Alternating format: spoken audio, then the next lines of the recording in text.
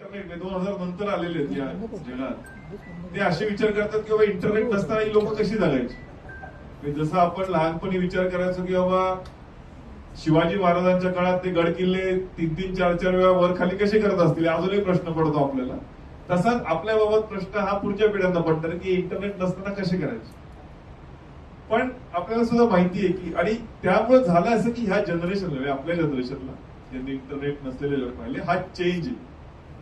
आणि ह्याला काही चेंज मॅनेजमेंट नाही जसं ऑलरेडी कॉर्पोरेट मध्ये असतं. सो हा चेंज अडॉप्ट करताना जर एखाद्या गोष्टी आपल्याला माहिती नसतात तर टेक्नॉलॉजीमुळे काय झालं आपलं स्पीड वाढलंय. So it's like a speed car. आपल्याला एक काहीतरी वेगवान गोष्ट आहे बघा. म्हणजे जी गोष्ट करायला पूर्वी आपल्याला बाजारात जाण्याशिवाय पर्याय नव्हता ती आज आपण घरी बसून 2 क्लिकवर करू शकतोय. सो त्यामुळे आपलं काय आलंय स्पीड वाढलंय. सो जिथे जिथे स्पीड येतो तिथं जर आपल्याला ब्रेक्स नसतील तर तो स्पीड आपल्याला डेफिनेटली एखाद्या अपघातात घेऊन सोडतो. आणि याला काही वेगळं असं म्हणजे नॉलेज असायची गरज नाही. सो हे ब्रेक्स आपल्याला कुठे कुठे लावायचे जेणेकरून आपल्याला हा प्रवास एकदम फास्ट पण करता येईल आणि सुखरूप पण करता येईल असं आपण बघणार आहोत. आत्ताचे रिसेंट ट्रेंड काय आहे आणि फ्युचर मध्ये काय घडणार आहे मेन महत्वाचं म्हणजे तुम्ही जिथं आलाय सध्या काय घडतंय हे तुम्हाला ऑलरेडी प्रिंट मीडिया आणि डिजिटल मीडिया आणि सोशल मीडिया या सगळ्यामुळे काही ना काहीतरी रोज मला असं वाटत नाही की एकही दिवस असा गेला असेल की जेव्हा सायबर विषयक काही न्यूज आली नसेल म्हणजे कुठेही. आणि व्हॉट्सअप युनिव्हर्सिटीमध्ये सुद्धा काहीतरी गोष्टी येत असतात. तर ते झालं करंट काय चालू आहे. मी तुम्हाला सांगेल की फ्युचर मध्ये काय होणार आहे. जसं डिजिटल अरेस्ट सध्या चालतोय तो आम्ही आधीच प्रेडिक्ट केलेला होता. सो जेव्हा जेव्हा मी जायचो आधी मी सांगायचो की भविष्यात अशा गोष्टी घडणार आहेत. You should B prepared for it. Rather than आता लोकांना एवढी मोठी जागृती करावी लागेल. बाकी केस स्टडीज वगैरे आहेत सगळ्या. सायबर लॉ सुद्धा काही काही मी जे रिलेव्हंट आहे ते तुम्हाला सांगेल आणि कशा पद्धतीने आपल्याला सुरक्षित राहायचंय. आणि सगळ्यात महत्वाचं याच्यातलं जे आहे की ह्या केस स्टडीज तुम्हाला क्राईम पेट्रोल सारखा फील येईल. कारण का एरवी माझे स्टुडंट्स हे पोलीस ऑफिसर असतात.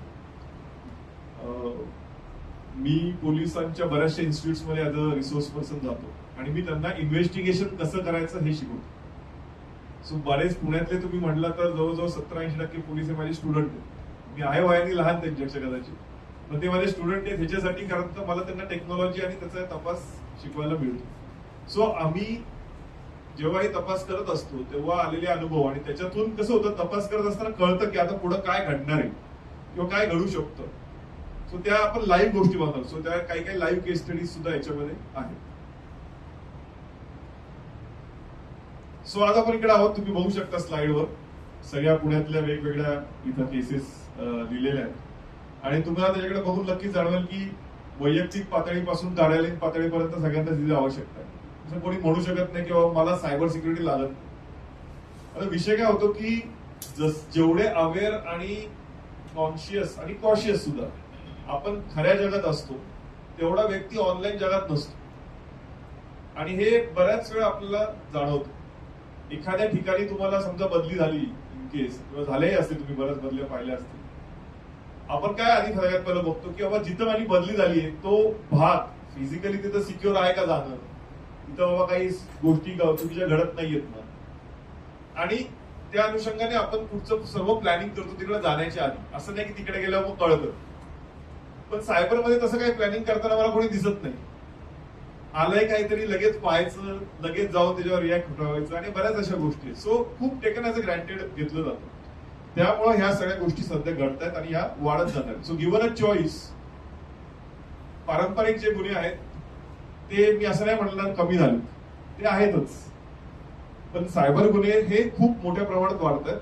कारण का एखाद्या क्रिमिनलला चॉईस करायचा आहे आणि त्याला साहजिक एक क्राईम पण करायचं आणि पकडलं जायचं नाही. हा दुसरा डबल हेतू कायम असतो. असं नाही की क्राईम करायचं मला पकडलं जायचं. सो मग त्यासाठी प्रामुख्याने निवड केली जाते आपल्याला सायबर स्पेस. आता जवळजवळ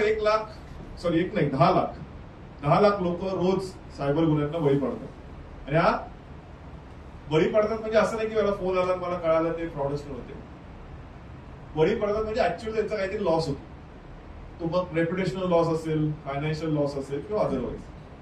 आणि हा जागतिक आकडा आहे आणि ज्यांनी हा सर्व्हे केला त्यांचं म्हणणं आहे की हे कमी आहे. आम्ही एस्टिमेट करतोय 10 लाख 8 अब्जाच्या मानाने 10 लाख खूप कमी आहे, त्याच्यापेक्षा जास्त असायला पाहिजे. बरीच लोकांना कळतही नाही की बाबा आमच्या बाबतीत काहीतरी घडलेलं आहे, जोवर त्यांना त्याचा फटका बसत नाही. भारतामध्ये प्रमाण कोविड लॉकडाऊन नंतर जास्त वाढलं, कारण का कोविड लॉकडाऊनच्या पिरियडला मी फोर्सफुल डिजिटलायझेशन म्हणतो. म्हणजे नॅस्कॉमच्या संस्थेने एक अंदाज बांधला होता की 2030 पर्यंत किती लोक इंटरनेट आणि संगणक वापरतील. तो जो आकडा आहे तो 2020 मध्येच पार झाला, कारण का लॉकडाऊनमुळे. आणि एकाच वेळी खूप लोक इंटरनेटचा वापर करायला लागली आणि त्याला ते प्रिपेअर्ड नव्हती तो सिक्युअर करण्यासाठी. त्यामुळं आपल्याला भारतामध्ये खूप जास्त मोठ्या प्रमाणात सायबर हल्ल्यांमध्ये वाढ पाहायला मिळते. आता सिरम, आपण सगळ्यांनी यांची लस घेतली, आता पेन्शन यायला लागली, पण सिरम सारखी इन्स्टिट्यूट मला अभिमान आहे, कारण कधी पुण्यात आहे. बऱ्याच वेळा मला जे पुणेकर नसतात ते बऱ्याच वेळा असे टॉन्ट आहेत, तुमच्या पुण्यात काय आहे वगैरे असं.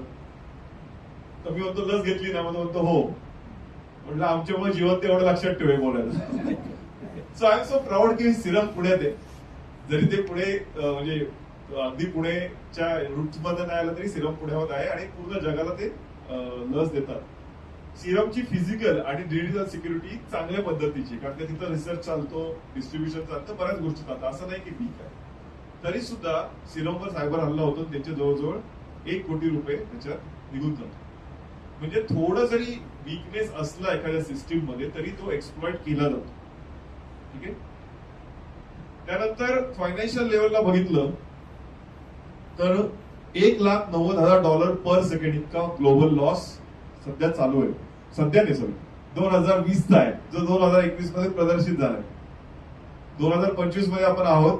माझ्या मते हा कमीत कमी 2.5 लाख असायला हवा पर सेकंड, आणि ते सुद्धा डॉलरमध्ये. ठीक आहे. आणि जर पुण्याचा विचार केला आपण तर मागच्या वर्षीचे जे स्टॅटिस्टिक्स आहेत, जे आपले ऑफिशियल स्टॅटिस्टिक्स आहेत, त्याच्यामध्ये पुण्यामध्ये जवळजवळ 6,007 कोटी इतका फायनान्शियल फ्रॉड रिपोर्टेड आहे. हे फक्त पुणे सिटीचं आहे. आता पीसीएमसी वेगळं झालं तुम्हाला माहिती आहे. सो पुणे सिटीमध्ये जवळजवळ 6,007 कोटी रुपये. आणि त्यांचं असं म्हणणं आहे की पुणे, ठाणे, मुंबई, ठाणे आणि नागपूर यांना संयुक्तरित्या 5 गुणलं तरी सुद्धा हा आकडा पोहोचत नाही. मग असं वाटतं का सगळे पुणे सायबरचे विक्टीम पुण्यातच आहेत. ऍक्च्युली हे निगेटिव्हली घेण्यासारखं नाहीये, पॉझिटिव्हली काय घ्यायचं सांगतो मी तुम्हाला. ऍटलिस्ट पुणे पोलीस तो गुन्हा दाखल करून घेतो. तपास होण्यासाठी तो ऍटलिस्ट दाखल व्हायला पाहिजे. सो मी बाकीच्या पोलिसांबाबत काही बोलत नाही, पण मला एवढं माहिती की पुण्यातले पोलीस एवढे सजग आहेत की बाबा याचं काहीतरी नुकसान झालंय, आपण कमीत कमी तो नोंदवून घेऊ. तपासाचा पुढचा विषय आहे. त्यामुळं हा आकडा एवढा आपल्या मोठा आढळून येतो. परत तुम्हाला सांगतो ह्याच्यामध्ये सुद्धा जास्त म्हणजे वृद्धी असायला पाहिजे, कारण तर बरीच लोक म्हणतात ठीक आहे किती 5,000 रुपये गेले ना, जाऊ दे, मी कशाला कंप्लेंट देऊ, कशाला त्यात पडू. असे खूप लोक आहेत. त्यामुळे 6,007 कोटी नक्कीच वाढू शकतात. आणि आपल्या आजूबाजूचीच लोक आहेत, त्यामुळे जास्त दूर जायची गरज नाही. तर कारण काय काय सायबर गुन्हे वाढण्याची? तर सगळ्यात पहिले अनॉनिमिटी, म्हणजे लोकांना ओळख लपवायची संधी मिळते. आणि ही जी ओळख लपवायची संधी जेव्हा जेव्हा एखाद्याला मिळते तेव्हा त्याच्या क्रिमिनल इंटेन्शन्स ऍक्शन मध्ये कन्वर्ट होत. म्हणजे साधं उदाहरण घ्या, रात्रीच्या वेळेस जर लाईट गेले तर लोक चित्रविचित्र आवाज काढतात आणि कधी कधी ते 10 सेकंदात परत येतात. ते एकमेकांकडे असे बघतात की कोण ओरडत होतं. म्हणजे त्या 10 सेकंदासाठी ओळख लपवायची संधी मिळाली तर काय आलं, क्रिमिनल इंटेन्शन्स ऍक्शन मध्ये कन्वर्ट झाले. तेच सायबरवर होतं. बऱ्याच वेळा आम्ही जेव्हा म्हणतो म्हणजे पोलिसांसोबत जेव्हा मी असतो, तपास करून एखाद्या व्यक्तीला अरेस्ट केली जाते, तेव्हा त्याच्या आजूबाजूचे, त्याचे घरचे, त्याचे मित्रमंडळी ते म्हणतात की शक्यच नाही ह्याने असं करणं. सायबरचं सांगतो मी खास, कारण का तो खऱ्या जगात वेगळा असतो आणि ऑनलाईन जगात वेगळा असतो. खऱ्या जगात तो एकदम म्हणजे साधा, त्याला कॉल केला तर देवाची रिंगटोन वगैरे, आणि ऑनलाईन बघितलं तर तो सगळ्यांना शिवीगाळ करत फिरेल, कोणाला काहीतरी अश्लील मेसेज पाठवेल, अशी परिस्थिती. सो अनॉनिमिटी खूप मेजर रोल प्ले करते लोकांना अट्रॅक्ट करायला. इम्पॅक्ट जास्त आहे. तुम्हाला माहिती आहे की पूर्वी जर काही लुटमार झाली एखाद्याची कुठं निर्जन स्थळी तर त्याच्या अंगावरचे काय दागिने असतील, खिशातले काय पैसे असतील ते जायचे. आजकाल लोकांचे अकाउंट हॅक होतात आणि जेवढे आहेत तेवढे सगळेच गायब होतात. म्हणजे इम्पॅक्ट हा जास्त वाटतो. त्यामुळे तो दुरून पण करता येतो. म्हणजे असं नाही की बाबा पूर्वी पुण्यात आहे, पुण्यातले पोलीस एकदम चांगले आहेत त्यामुळे आपण, आणि आहेच आहेत त्यामुळे आपल्याला सुरक्षित वाटायचं. उत्तर प्रदेशमध्ये लोकांचं अपहरण केलं जाते म्हणून पुण्यातली लोक घाबरायची नाही. पण आता हेच असं समजा, अशी न्यूज तुम्ही वाचली किंवा चायनामध्ये सायबर हल्ले वाढले चायनामध्ये, तर तुम्ही फक्त एक क्लिक दूर आहात. असं काही नाहीये की you are completely immune because it is away from. Silent in nature. आता जेव्हा समजा एखादी बँक गन पॉइंट वर लुटली, दरोडा पडला एखाद्या बँकेत, किती वेळात कळेल बाहेरच्या लोकांना? कमीत कमी डे एंडला कळेल किंवा इथे काहीतरी झालं होतं, बंदुकीचा धाक दाखवून पैसे घेऊन गेले म्हणून. आता आपल्यालाच माहिती, आपल्या पुण्यातलीच बँक आहे, जवळजवळ 3 दिवस लुटली जात होती. तिसऱ्या दिवशी कळालं तो 90 कोटी रुपयांपेक्षा जास्त गेले. असं नाही की एका दिवसात गेले एवढे पैसे. सो हे ऑनलाईनच घडू शकतं. पुण्यातलीच बँक नाही, पण अशा बऱ्याच बँकचे केसेस ज्या मी पाहिल्या आहेत, 10-15 दिवस यांना माहिती नाही की यांच्या बँकेतनं पैसे काढले जातात, बँकेच्या लेवलला जातात. सो सायलेंट इन नेचर आहे. आता सुद्धा जर कोणी तुमचं फेक अकाउंट काढून कोणाकडे पैसे मागत असेल, तर जोर तो समोरचा सांगत नाही तुम्हाला तुमचं फेक अकाउंट काढले, तुम्हाला माहितीच नाही. आता स्पेसिफिक क्राईम सीन नसणं हा सुद्धा एक मेजर फॅक्टर आहे. म्हणजे जेव्हा मी पोलिसांना शिकवतो तेव्हा मी त्यांना, म्हणजे नॉर्मली पोलिसांच्या बाबतीत एक असतं, किंवा मी तक्रार द्यायला जेव्हा कधी गेला तुम्ही, तर ते म्हणतात आमच्या हद्दीत येत नाही, तुम्ही इकडे जा तिकडे जा, असं बऱ्याच वेळा होतं. त्याला सुद्धा एक प्रॉब्लेम असा की जर त्यांची हद्द नसेल त्यांना इन्व्हेस्टिगेशनचा अधिकार नसतो ऍक्च्युली. पण आता जेव्हा मी पोलिसांना शिकवतो सायबरचे तपास, मी त्यांना विचारतो बाबा कोणाच्या हातीत इंटरनेट नाही, हात वर करा. तर कुठलाच हात वर येत नाही. अगदी गडचिरोलीवाला असेल तरी त्याचा हात वर येईल. मी त्यांना म्हणतो अशा वेळेस तुम्ही कसं निश्चित कराल की कोणाची ज्युरिडिक्शन आहे? तर एक नॉर्मल कॅल्क्युलेशन असं आहे की ज्या व्यक्तीच्या बाबतीत ही घटना घडली, तो जिथे राहिलाय ते ज्युरिडिक्शन पकडलं जातं, ना की त्याचे पैसे कुठे गेले. तुम्ही राहायला पुण्यात आहात, कामानिमित्त औरंगाबाद संभाजीनगरला असाल, तिथून मग तुम्हाला मेसेज येतो की बाबा तामिळनाडूमध्ये तुमचं कार्ड वापरल्याबद्दल धन्यवाद. मग नक्की जायचं कोणाकडे? आणि समजा तुमची बँक ऑफ बडोदा आहे, तर मग बडोद्याला जायचं का? तर या सगळ्या ह्याच्यामध्ये तुम्ही राहायला पुण्यात असाल तर तुम्ही पुणे पोलिसांकडे तक्रार तुमची, they are the right one to investigate. त्यांच्याकडे ते इन्व्हेस्टिगेशन पॉवर असते, ज्युडिक्शन. आणि एखाद्या समजा कार्यालयाच्या बाबतीत असेल तर जिथं ते ऑफिस आहे तिथलं. ठीक आहे. त्यामुळं असं काही नाही की पैसे जर अमेरिकेत गेले तर मग तिकडे तक्रार. म्हणलं की चांगलं आहे, मग तेवढंच फिरून यायचं माणूस, पैसे पण गेले तर अमेरिकेला तक्रार द्यायला, असं काही नाही. सो हे लक्षात ठेवा मोस्टली, कारण का बऱ्याच वेळा लोकांना माहिती नसतं. मग ते एका ऑफिसमधून दुसऱ्या ऑफिसमध्ये, दुसऱ्या ऑफिसमध्ये तिसऱ्या ऑफिसमध्ये दिवसाखेरीस नमून येतात, म्हणतात जाऊ दे उद्या परत जातो. पण तोवर जेवढा डिले होतो तेवढा मग पुढे रिकव्हरीला इश्यू होतो. त्यात ओव्हर कॉन्फिडन्स असतो बऱ्याच लोकांना. लोकांना माहिती की मी कोणाला ओटीपी सांगत नाही, मी लिंकवर क्लिक करत नाही, नंतर मी आयफोन वापरतो, माझा आयफोन कधी हॅक होऊ शकत नाही, असे काही ओव्हर कॉन्फिडंट लोक असतात. सो ओव्हर कॉन्फिडन्स सुद्धा बऱ्याच वेळा खूप जास्त निगेटिव्हली अफेक्ट करतो. आणि अवेअरनेस सुद्धा लोकांमध्ये नाहीये. आणि मी काय म्हणतो की अवेअरनेस सेशन हे वन टाइम वॅक्सिन नाही. म्हणजे तुम्ही आज केलं तर तुम्हाला डेफिनेटली एक फोरसाईट मिळेल. सो ती फोरसाईट मिळून मग तुम्ही स्वतःला कंटिन्युअसली याबाबत अपडेट ठेवायला पाहिजे, जेणेकरून ज्या गोष्टी घडतात त्या वाचायला पाहिजे. बस प्रत्येक अनुभव स्वतः घेण्याची आवश्यकता नाही. 2024 मध्ये काय काय जास्त ट्रेंड कुठला होता तो आपण बघूया. सो सगळ्यात जास्त जे आपल्याकडे गोष्टी घडल्या आणि ज्या सगळ्यात कमी लक्षात येतात त्या म्हणजे अनऑथराइज ऍक्सेस. त्याला आपण नॉर्मल भाषेत हॅकिंग असं म्हणतो, लिगल भाषेत त्याला म्हणतात अनऑथराइज ऍक्सेस, अनधिकृतपणे ताबा मिळतो. त्याच्यानंतर पुढचं आहे आयडेंटिटी थेफ्ट, म्हणजे ओळखीची चोरी. आपण सगळे डिटेलमध्ये पाहणार आहोत. सो आता फक्त ट्रेंड बघू. ओळखीची चोरी म्हणजे एखाद्याचं नाव, फोटो घेतला, त्याचं अकाउंट बनवलं आणि लोकांशी कॉन्टॅक्ट केला. आणि तुम्ही विचार करा, पोलिसांचंही बनवतात. म्हणजे पोलिसांचाही फोटो घेतात, अकाउंट बनवतात आणि मग पोलिसांनाच पोस्ट टाकावी लागते की कुणीतरी माझं अकाउंट बनवलंय, तो पैशाची मागणी करत आहे, त्याला तुम्ही रिपोर्ट करा वगैरे. मी म्हणतो पोलिसांना मग तर माणसाने काय करायचं, तो तुमच्याकडे येतो की बाबा माझं साहेब कुणीतरी फेक अकाउंट काढलं. सो आपल्याला ही एक गोष्ट ऍक्सेप्ट करायला पाहिजे की they are also going through change. ते सुद्धा काही एकदम टेक्नॉलॉजी सेव्ही नाहीये. आणि दुसरे डेटा थेफ्ट. डेटा थेफ्ट हा असा विषय आहे की मी म्हणतो की 99% ऑफिसेस जे आहेत, तुम्ही जर कुठे काम करत असाल किंवा तुमचा स्वतःचा व्यवसाय असेल आणि तुमचं ऑफिस असेल, 99% ऑफिसमध्ये माहितीची चोरी केली जाते, कळत न कळत, दोन्ही बाजू. आता जर पूर्वी तुम्ही एखाद्या ऑफिसमध्ये काम करताय आणि तुम्ही एखादं डिझाईन तयार केलं कागदावर, तुम्ही तो कागद घरी घेऊन जायचा नाही. किंवा जर घरी घेऊन जात असाल तर विचारतो हा कागद का घेऊन चाललाय घरी, बाबा याच्यावर डिझाईन आहे. आज एखाद्याने काही एखादं असं चांगलं केलं तर तो लगेच पटकन स्वतःला ईमेल पाठवून देतो, मला कधीतरी कामाला येईल, कदाचित दुसऱ्या कंपनीत गेल्यावर कामाला येईल. आता हे जे आहे की कागद घेऊन गेला तर चोरी होते आणि ईमेल पाठवला तर होत नाही, ह्याचा जो एक आपण म्हणतो ना अंदाज लोकांना येत नाही बऱ्याच वेळा. आणि त्यामुळे मी म्हणलं की कळत नकळत 99% ऑफिसेसमध्ये या गोष्टी घडतायच. त्याचा फटका ऑफिसला पण बसतो, इव्हेंच्युअली त्या बिझनेस ओनरला सुद्धा बसतो.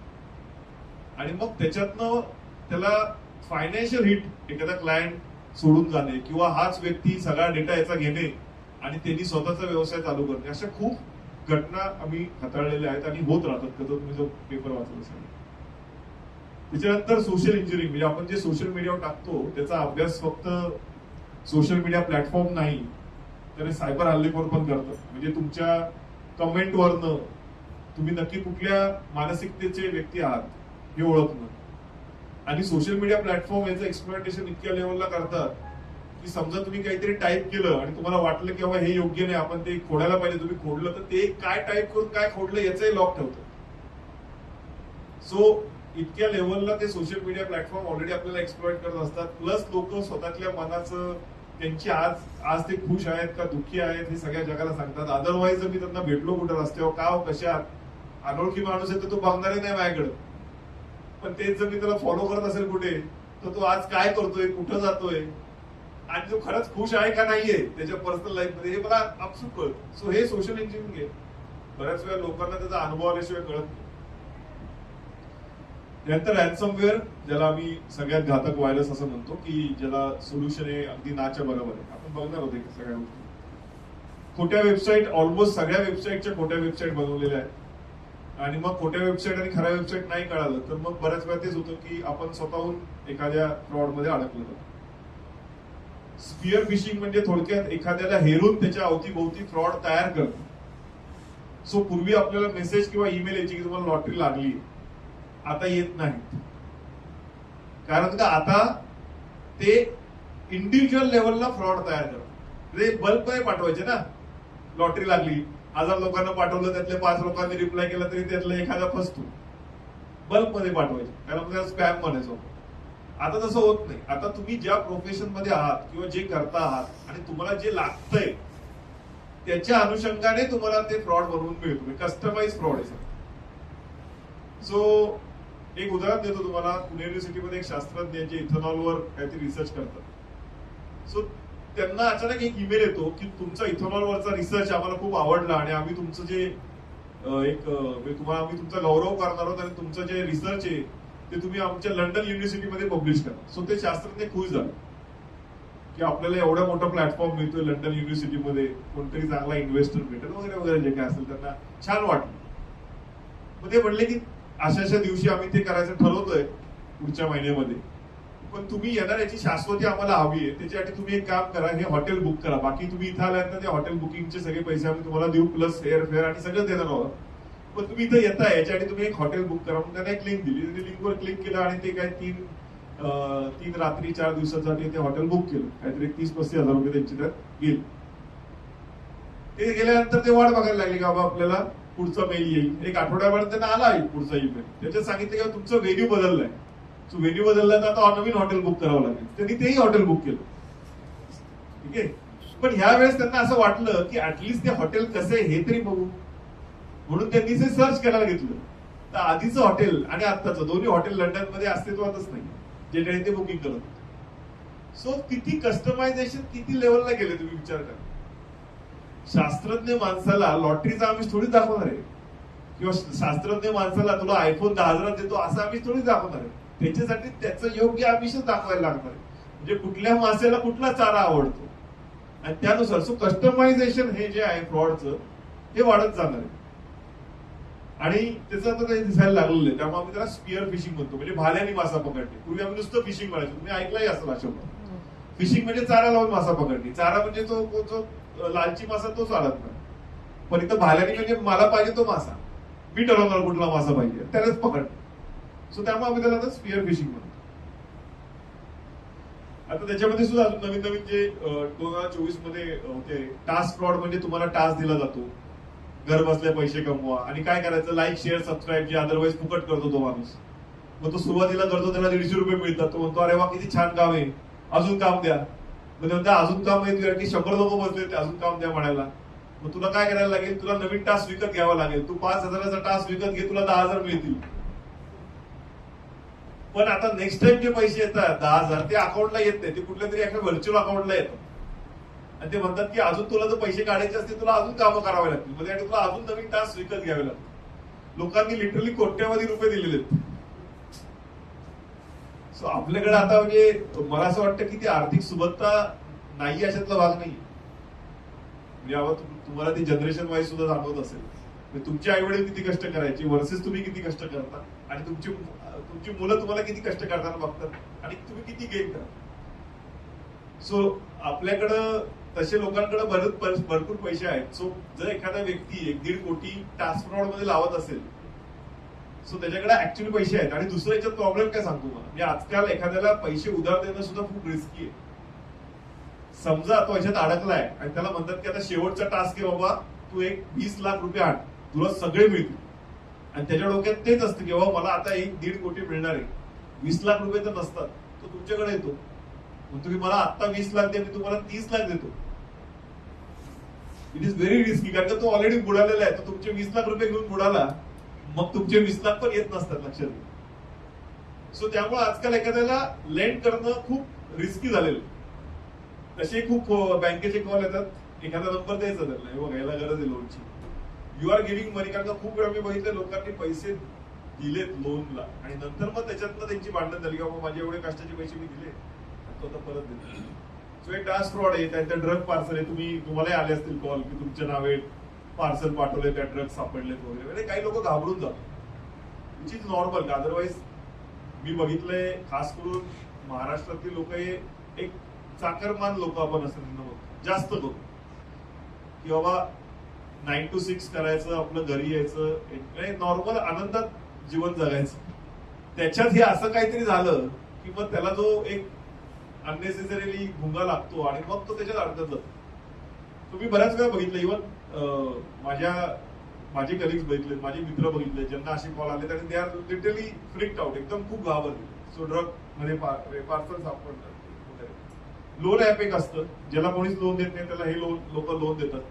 आणि लोन देतात म्हणजे काय करतात, थोडक्यात त्याचा मोबाईल हॅक करतात. आणि एकदा का त्याचा मोबाईल हॅक केला की त्यांनी जेवढं लोन घेतलंय त्याच्यापेक्षा जास्त फेडतो तो. प्लस त्याला वेगळी हॅरॅसमेंट होते, ती भाग वेगळा. म्हणजे त्याचे फोटो घ्या, त्याला चेंज करा, त्याला शिव्यांचे कॉल येतात. त्यांनी फोन उचलणं बंद केलं की त्याची कॉन्टॅक्ट लिस्ट ऑलरेडी त्यांनी घेतलेली असते, त्याच्या बॉसला शिव्या देतात की त्यांनी लोन काढले तुम्हाला तारण ठेवले. त्याला तारण नसतं ठेवले, तो म्हणतो अरे हे काय विषय. सो हे असे सगळे प्रकार आहेत त्याच्यात. आणि ह्याच्यामध्ये समोरचा व्यक्ती जो आहे, जो याच्यात त्रास देत असतो किंवा फ्रॉडस्टर असतो, तो लिटरली मर्सिलेस असतो. जो तुम्हाला जर असं कधी कॉल आला आणि समोरचा तुम्हाला जाणवलं की बाबा हे फ्रॉड आहे, त्याला उगाच सांगायला जाऊ नका तू चुकीचं करतोय आणि असं करू नको वगैरे वगैरे. तो तुम्हाला वेगळं शिकवल. तुम्हाला नीरव मोदींनी एवढा मोठा फ्रॉड केला, मी तर खूपच कमीचा करतोय, काय फरक पडतो, आणि कोण इमानदार आहे असा प्रश्न विचारतात समोर. सो अशा वेळेस जर तुम्हाला लक्षात आलं की एखादा व्यक्ती कॉल केलाय आणि तो फ्रॉडस्टर आहे, तर माझं सिंपल म्हणणं असतं, नॉट इंटरेस्टेड, तुमच्या स्कीम मध्ये मला इंटरेस्ट नाही म्हणून फोन ठेवून द्या.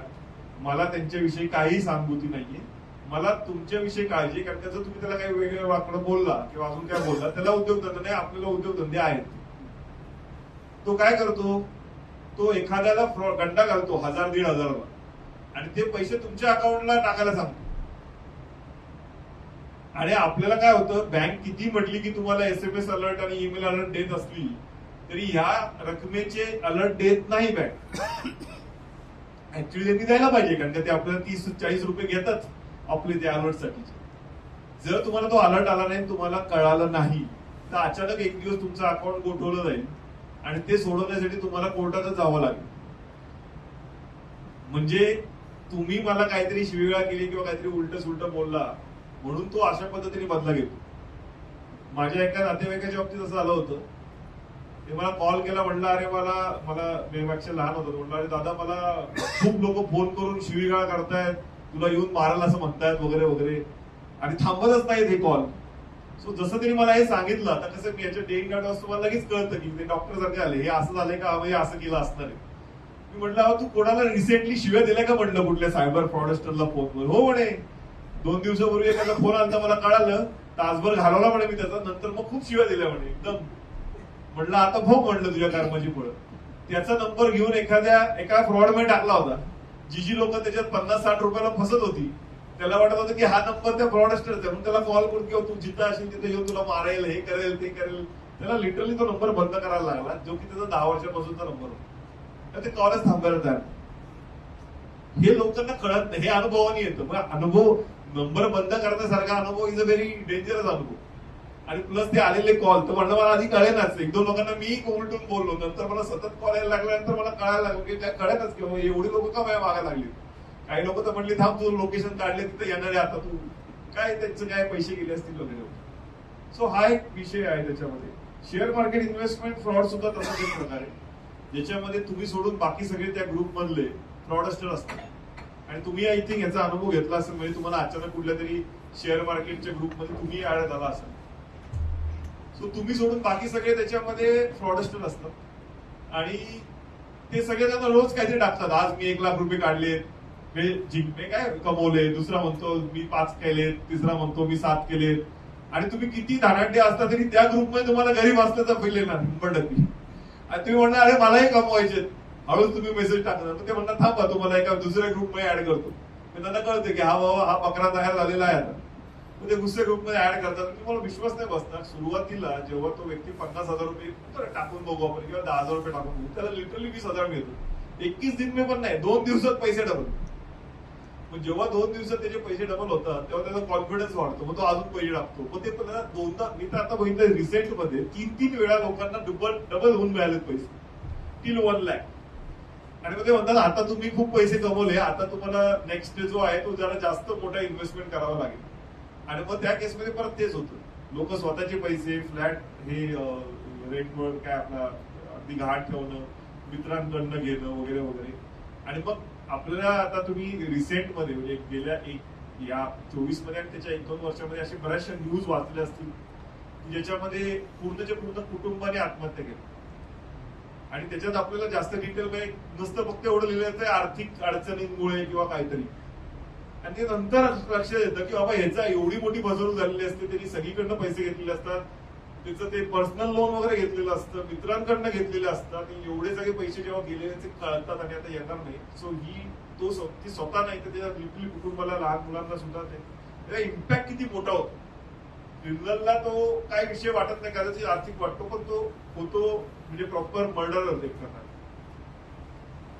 आणि हे डिजिटल अरे ज्याच्यासाठी सतत आजकाल कॉल केल्यानंतर तुम्हाला ऐकवलं जातं की तुम्हाला कुठल्याही पोलिसापासून जज पासून घाबरायचं नाही.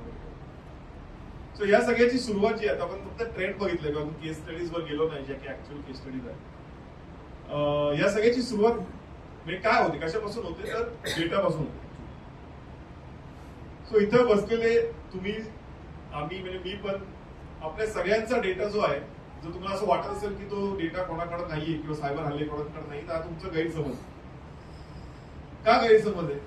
कारण का साधी गोष्ट बघा, आपण व्हॉट्सअप वापरतो, आपण गुगल वापरतो, आपण बऱ्याचशा सर्व्हिसेस ज्या वापरतो करंटली त्या फ्री आहेत, सो कॉल्ड फ्री. फ्री म्हणजे थोडक्यात एक मोठा ट्रॅप असतो. आयुष्यात किंवा जगात काहीच मी फ्री बघितलं नाही, अगदी ऑक्सिजन सुद्धा नाही. कारण कार्बन डायऑक्साईड रिटर्न मध्ये लगेच द्यावा लागतो. सो ऑक्सिजन फ्री आहे. इन केस आपण काहीतरी घेतो आणि काहीतरी देतो. सो जेव्हा तुम्ही या सर्व्हिसेस फ्री ऑफ कॉस्ट घेता तेव्हा रिटर्न मध्ये तुम्ही तुमच्या प्रायव्हेट डेटा देता. सो व्हॉट्सअपला टाकलेलं स्टेटस कुठं जातं? व्हॉट्सअपच्या कॉम्प्युटरच्या हार्ड डिस्क मध्ये. सिम्पल आहे, सर्व्हरच्या हार्ड डिस्क मध्ये. अगदी मी टेक्निकल आपण खूप इझी बोलतो म्हणून कॉम्प्युटर बोलतो. किंवा तुम्ही जे गुगल मॅप वगैरे वापरता, का गुगल, बाबा गुगल काही धर्मदायी संस्था आहे, चॅरिटेबल ट्रस्ट आहे की जे तुम्हाला एवढा सॅटेलाइट सोडणार, मॅप तयार करणार, अपडेट करणार, लाईव्ह देणार. आणि ह्या सगळ्याच्या बदल्यात ना ते बाबा 1 सेकंदाची सुद्धा ऍड दाखवत. युट्यूबने आता चालू केलं. सो द थिंग इज, आता म्हणजे तरी सुद्धा रिसेंटली, आधी तर ते पण स्किप करता यायचं सगळं. सांगायचा मुद्दा आहे की जे आपण फ्री ऑफ कॉस्ट वापरतोय त्याच्या मोबदल्यामध्ये आपण आपली प्रायव्हसी करण्यात येतो. आता इथपर्यंतही मला काही प्रॉब्लेम नाही. चला आपण काहीतरी वापरतोय फ्री म्हणजे काहीतरी द्यायला पाहिजे. सो आपण दिली त्यांना प्रायव्हसी, दिला माझा पर्सनल डेटा. म्हणजे आणि त्या पर्सनल डेटाचं ते काय करतात, त्याच्यावर ते अंदाज लावतात हा व्यक्ती कोण आहे, हा कुठल्या जातीचा आहे, कुठल्या धर्माचा आहे, व्हेज आहे का नॉनव्हेज आहे, आर्थिक कॅपॅसिटी किती आहे, आणि या सगळ्याचा आढावा घेऊन त्याच्यावर ते रिपोर्ट बनवतात आणि या मॅन्युफॅक्चरिंग आणि सर्व्हिस इंडस्ट्रीला विकतात चांगल्या कॉस्टला, किंवा ह्या लोकांना याची गरज आहे, हे उत्पादन बनव. तर इथपर्यंतही ऍक्सेप्ट केलं. प्रॉब्लेम कुठे येतो की जेव्हा हा डेटा ते कलेक्ट करतात, त्यांच्या सर्व्हरवर ठेवतात, पण तिथं ते सिक्युअर ठेवत नाही.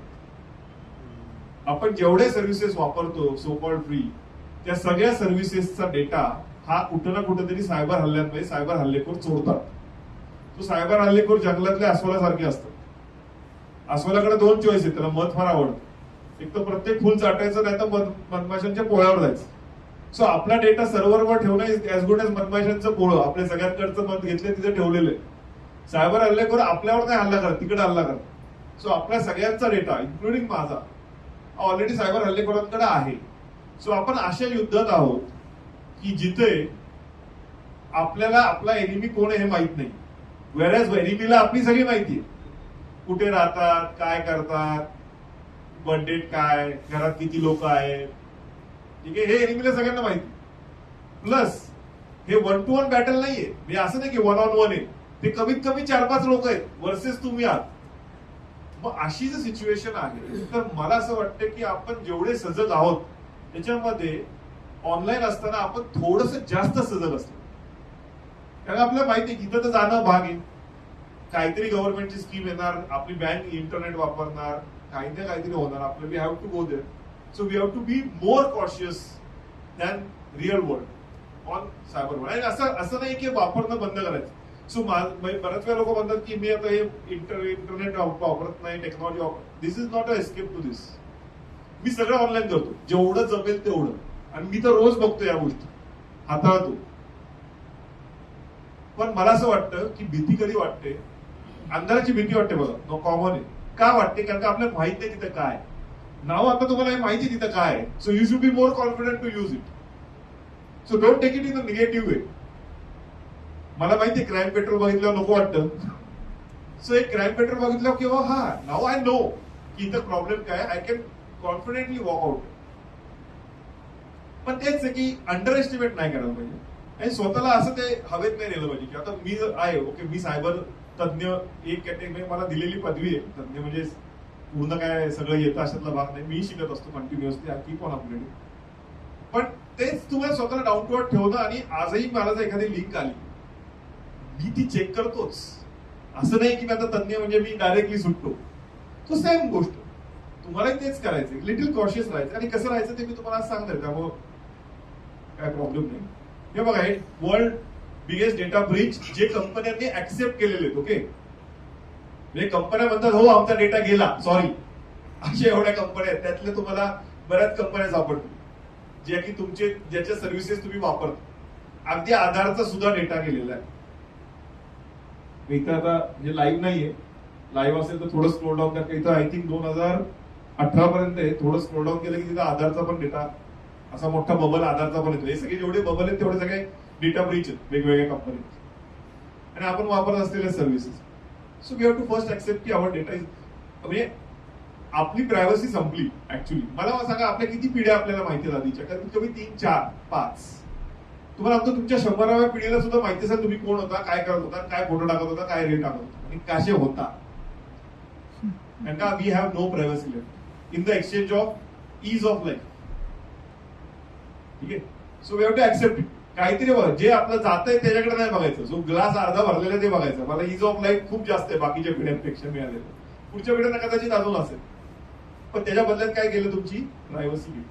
ठीक आहे. आणि मग ती प्रायव्हसी अशा पद्धतीने इंटरनेटवर विकायला ठेवलेली असते. सो सायबर क्रिमिनल स्वतः ते युज करतात आणि बाकीच्या क्रिमिनलसाठी ते विकतात. त्याला आपण डार्क नेट, डार्क वेब म्हणतो. तिथं हा डेटा विकायला ठेवलेला असतो. ठीक आहे. सो कुठलाच सायबर अटॅक सध्या हा रॅन्डम नसतो. जेव्हा जेव्हा तुमच्याकडं तुमच्या बाबतीत काही घडत असेल तर समजायचं टार्गेटेड अटॅक आहे. म्हणजे आपण थोडं जास्त अलर्ट होतो. ठीक आहे. आणि आपण सज्ज होतो त्याला रिटॅलिएट करण्यासाठी, त्याला रेजिस्ट करण्यासाठी. ओके, आता आपण बघणार आहोत वन बाय वन सगळे क्राईम इन डिटेल आणि त्याच्या काही केस स्टडीज सुद्धा जे आपल्या पुण्यातलेच आहेत, आपल्या आजूबाजूच्या घडलेल्या लोकांच्याच आहेत. मी खूप जास्त मास्क करायचा प्रयत्न केलाय जेणेकरून रिव्हील होणार नाहीत कोण लोक आहेत त्याच्यामध्ये. तर सगळ्यात पहिले आहे अनऑथराइज ऍक्सेस, म्हणजे सोप्या भाषेत आपण म्हणतो याला हॅकिंग. आता मी सर्टिफाईड इथिकल हॅकर आहे. 2008 मध्येच मी CH केलं होतं, सर्टिफाईड इथिकल हॅकिंग. सो तेव्हा आम्हाला एक गोष्ट खूप चांगली शिकवली होती की एखाद्या कॉम्प्युटरला हॅक प्रूफ कसं बनवायचं. तो सगळ्यांनी नीट ऐका, कारण काही फार महत्वाचं. एखाद्या कॉम्प्युटरला हॅक प्रूफ बनवायचा असेल तर सगळ्यात पहिलं तो स्टँड अलोन करायचा. स्टँड अलोन म्हणजे दुसऱ्या कुठल्याही कॉम्प्युटरशी त्याची जोडणी असेल ती बंद करायची, डिस्कनेक्ट करायचं, आणि मग तो कॉम्प्युटर शटडाऊन करून कपाटात ठेवून द्यायचा, आणि मग त्याला म्हणायचं हॅक प्रूफ कॉम्प्युटर. ही माझ्या मनाची व्याख्या नाहीये, ही ऍक्च्युअल व्याख्या आहे. ठीक आहे, तुम्ही गुगलवर बघा हॅक प्रूफ कॉम्प्युटर म्हणजे काय. Stand alone computer shutdown, keep it in the cupboard, lock the cupboard, becomes hack proof. जर एखादा कॉम्प्युटर ऍक्च्युअल मध्ये हॅक प्रूफ बनला असता तर कंपनीने विकतानाच म्हटलं असतं हा लॅपटॉप विकत घ्या हॅक होणार नाही, किंवा हा मोबाईल विकत घ्या हॅक होणार नाही. ऍपलही म्हणत नाही की एवढा 1.5 लाखाचा फोन घेतात, आता माहित नाही काय होणार त्याचं, कदाचित आपल्याला स्वस्त त्यांना वाद, पण एवढा 1.5 लाखाचा फोन आहे आणि हा हॅक प्रूफ आहे असं म्हणतं का ऍपल एखाद्या ऍड मध्ये. So they know that this can be hack. So survival of the fittest जो आपला निसर्गाचा नियम आहे ना, ज्याच्यातून आपण ऑलरेडी तरलोय, बरोबर. कोविडने आपले सर्व्हायव्हल ऑफ द फिटेस्टची टेस्टिंग केलेली आहे. So survival of the fittest जसा रिअल वर्ल्ड मध्ये आहे तसा ऑनलाईन वर्ल्ड मध्ये सुद्धा सर्व्हायव्हल ऑफ द फिटेस्ट आहे. So what you need to do, तुमचा प्रतिकार शक्ती जर तुम्ही चांगली बिल्ड केली तर हॅकर काय करेल, तुमच्यावर हल्ला करेल, तो फ्रस्ट्रेट होईल आणि तो दुसरीकडे जाईल. ठीक आहे, this is how it is. So आमच्याकडे जर हॅकिंगचं बघितलं तर एवढे सगळे कंप्लेंट असतात. कॉम्प्युटर हॅक झाला, मेल हॅक झाला, सोशल मीडिया अकाउंट हॅक झालं वगैरे वगैरे. आता जसं मी तुम्हाला सांगितलं की हॅक प्रूफ असं काहीच नसतं. सो बऱ्याच वेळा लोक मला म्हणतात ते ईव्हीएम हॅक होतं ना, खूप कॉमन क्वेश्चन मला विचारला होता हॅक ईव्हीएम हॅक होतं. तर मी त्यांना सांगतो की ईव्हीएम ऑलरेडी स्टँड अलोन आहे, म्हणजे कुठे इंटरनेटला कनेक्टेड नाही. ठीक आहे, त्यामुळे तिथे ती एक सिक्युरिटी आहे. आणि दुसरं त्यांना सांगतो की जर ईव्हीएम हॅक करायचं असेल तर जिथे ईव्हीएम बनलं ती लोक मॅनेज करा. त्याच्यानंतर जिथं ईव्हीएमचं टेस्टिंग होतं ती लोक मॅनेज करा. त्याच्यानंतर जिथं मतदान केंद्र आहे आणि ती लोक जोडून परत टेस्टिंग करतात आदल्या दिवशी, ती लोक मॅनेज करा.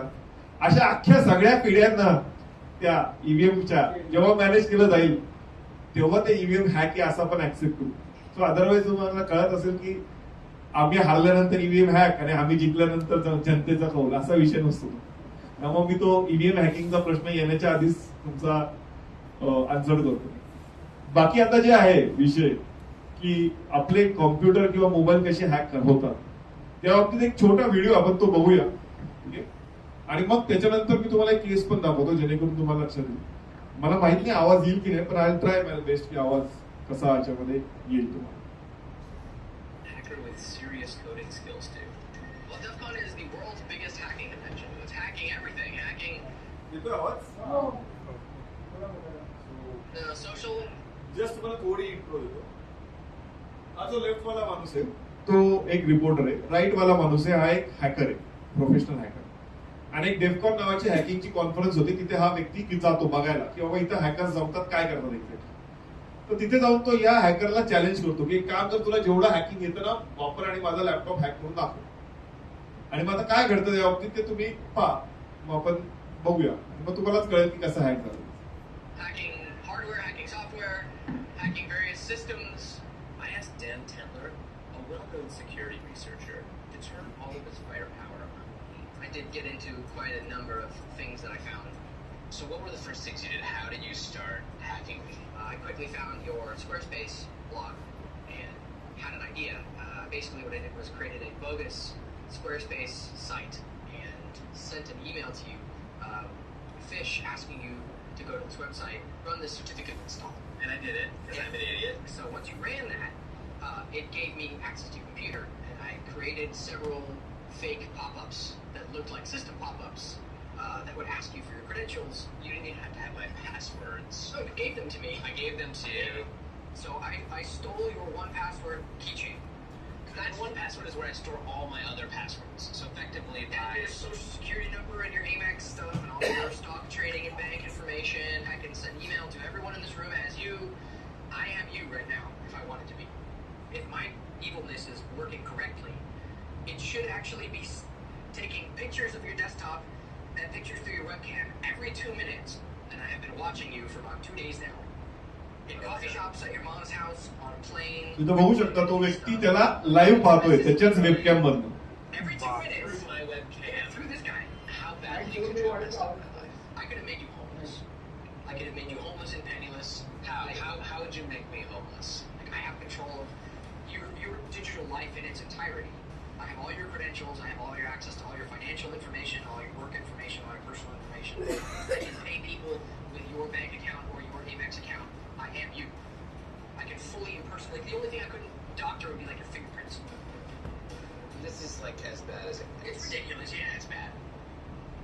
So it turns out that Dan Tendler is. हे बघा त्याचे सगळे डेस्कटॉपवर काय चाललंय आणि त्या कॉम्प्युटरच्या समोर बसून तो काय करतो ते सगळं तो बघतो, रेकॉर्ड करतो. I want to take my computer. आणि आता तो म्हणतोय की मला माझा लॅपटॉप समुद्रात फेकायचा आहे And I want to become. आणि मला संन्यासी बनायचं Touch a piece of technology. आणि मला कुठल्याच टेक्नॉलॉजीला हात लावायचा नाही असं तो That was everything. सांगतोय. Keys to my entire life, and he just pulled them out of his pocket. So असं बऱ्याच लोकांना मी भेटलोय ज्यांच्या बाबतीत जेव्हा हे घडलंय तेव्हा यांची रिॲक्शन एक्झॅक्टली सेम होती की मला इंटरनेट वापरायचंच नाही. आणि ह्याचा जो परिणाम आहे तो खरंच गंभीर आहे. आता मी तुम्हाला केस दाखवेल, मी तुम्हाला लक्ष देईल. ही केस आपल्या पुण्यातलीच आहे आणि मी पोलिसांसोबत ही सॉल्व्ह पण केलेली आहे. बऱ्याच वेळा मला म्हणतात तुम्ही एवढ्या केसेस, आता जवळजवळ माझा केस काउंट हा 15,000 पेक्षा जास्त गेलेला. कारण 2007 पासून माझा डे इन डे आउट हेच आहे.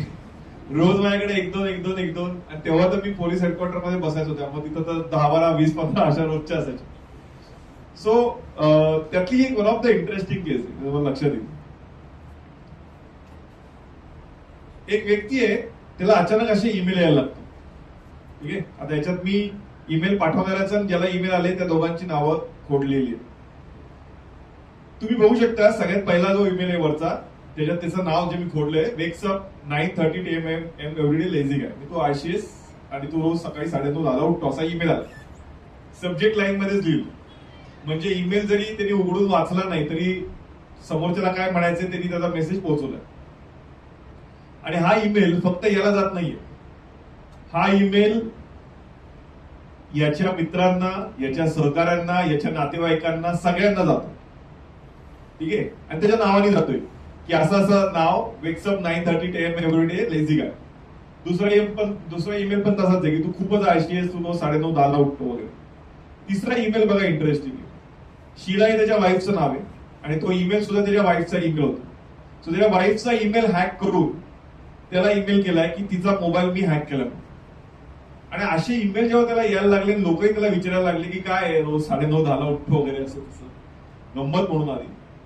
त्याला त्याचं लक्षात आलं की हे फारच विचित्र होत चाललंय. सो धावत पळत तो सायबर पोलीस स्टेशनला आला आपल्या शिवाजीनगरला आणि तिथं आल्यानंतर त्यांनी या सगळ्या गोष्टी तिथल्या पोलिसांना दाखवल्या. सो तिथले पोलीस जे ऑफिसर होते ते माझे स्टुडंटच होते.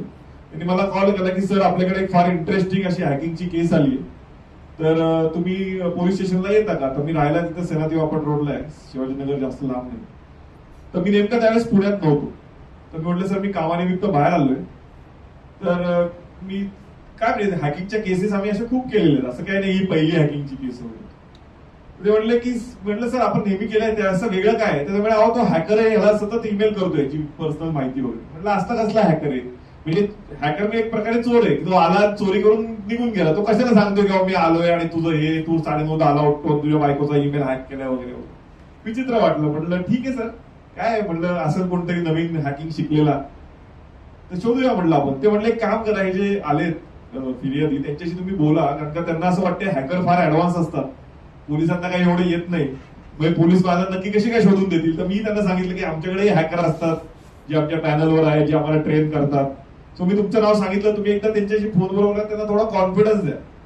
तर म्हटलं ठीक आहे काय हरकत नाही. त्यांच्याशी फोनवर बोललो, मग त्यांनी सांगितलं असं असं होतंय. म्हटलं काळजी करू नका, म्हटलं हे असा ईमेल पाठवणारा आणि समोरनं ये म्हणणारा हॅकर म्हटलं फार रेअर असतो आणि एवढं तिने ईमेल पाठवले तर आपण नक्कीच त्याला शोधूया, तुम्ही काळजी करू नका. पण ते थोडेसे रेस्टलेस झाले होते. ते म्हणले काम करा, माझा नंबर घ्या म्हटलं यांच्याकडनं, आणि तुम्हाला जर ईमेल आला, कधी आला ईमेल, त्याचा स्क्रीनशॉट घ्या आणि मला व्हॉट्सअपला पाठवा, म्हणजे मला कळेल की पेनिट्रेशन लेवल काय, म्हणजे किती लेवल पर्यंत तो आत्मविश्वास.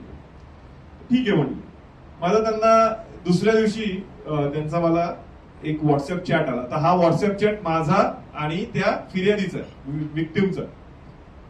सो त्याच्यामध्ये त्यांनी मला एक स्क्रीनशॉट पाठवला. मला do you often take your dog in your red car असं क्वेश्चन मार्क विचारलं हॅकरनी त्याला, आणि त्यांनी त्याचा स्क्रीनशॉट घेतला जसं मी त्याला सांगितलं होतं. आणि त्यांनी खाली काय लिहिले, हा योगेश, हा लेटेस्ट ईमेल आलेला आहे. Google hacks aside, how can this person know the colour of my car and I took my dog for riding it.